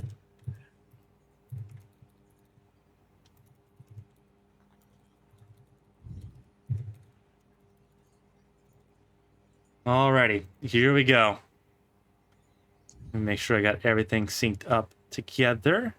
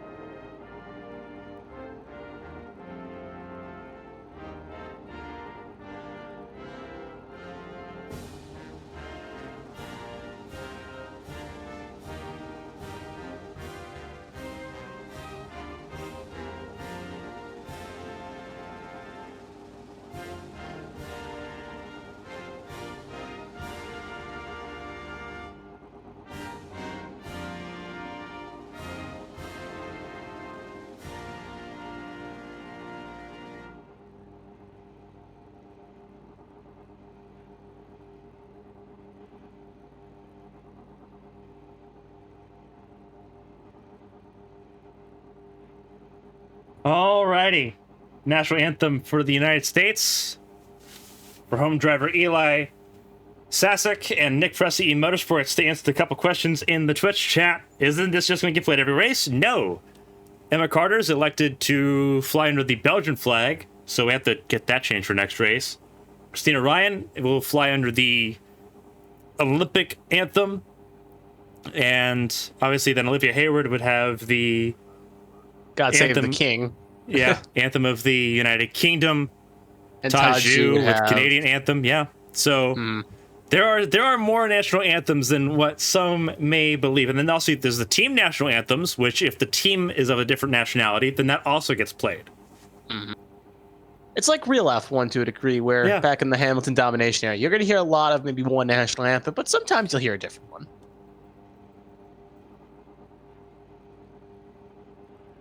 Is it possible to fix the graphics so it's the Belgian flag? Yes, it is. It is. I didn't think about changing it because I didn't think we were going to show it. So, surprise. But that being said, we're going to go through the results here. Everyone being so gracious to stay on track for us while we went through all of that process. Nice. So, that's the qualifying results. Derek Miller had pole position, but he didn't get to score any points outside of those points. So 3 points for Derek Miller. Eli Sasek becoming the race winner, the first Grand Prix race winner in World Championship era ABN. Emma Carter finishing second. Christina Ryan third, ahead of Bryn Roberts and Jacob Blankenship. A really good race for 1MA Racing. Double points finish for them. Olivia Hayward finishing sixth for Prismatic Freya. Robin Summer making it a double points finish for Prismatic Motorsports. Third and seventh for them. Nick Pressey Motorsports also with double points. Nick Pressey finishing 8th. Todd Zhu in 9th for Cherokee GP, getting that team its first points. Donnie Crouch in 10th, scoring a singular point for Arrowhead Racing. Ahead of Derek Miller. Tom Sears, Wesley Jeanette, Bryce Saucier, a lot of DNFs here. Judith Cooper, Ben McDonald, and Jason Blaney rounding out the field of 17 for the first race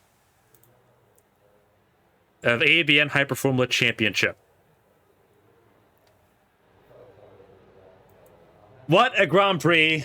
What a race it's been. For everyone that tuned in tonight to make this Grand Prix so special, we appreciate you. Tomorrow night, it's going to be different. It's going to be incredible. It's going to be a lot of fun. The Champ Car Preseason Challenge begins tomorrow night at Chicagoland. I'll be in the booth. Christina Ryan will be in the commentary booth, as well as Hoot Wheels, who was in the chat, in the Twitch chat earlier. Both of them will be in the broadcast booth, taking over my spot as I get to race in a car that I've missed for 2 years. It's going to be a special time to celebrate. Again, anniversary week. Tonight was our 1-year anniversary, and you all came out in droves, and you made this as special as possible, and we appreciate you for it. The next time you see Hyper Formula, it'll be after Thanksgiving. Not next Wednesday, 2 Wednesdays from now at Fuji International Speedway, the Pacific Grand Prix. Tomorrow night, Champ Car Preseason Challenge. Saturday night, we'll see the Open Medicine Foundation 500 presented by Agent Inc., and then the SRL race from Kentucky. A lot of action still to come. But on behalf of my partner, Kevin Young, on behalf of everyone here at ABN for the Hyper Formula Championship, the teams and the drivers, I'm Carmen Hardy. Thank you so much for making this 1-year anniversary so special. We'll see you tomorrow night at Chicagoland. But until then, stay safe, stay healthy, have some fun. We'll see you soon.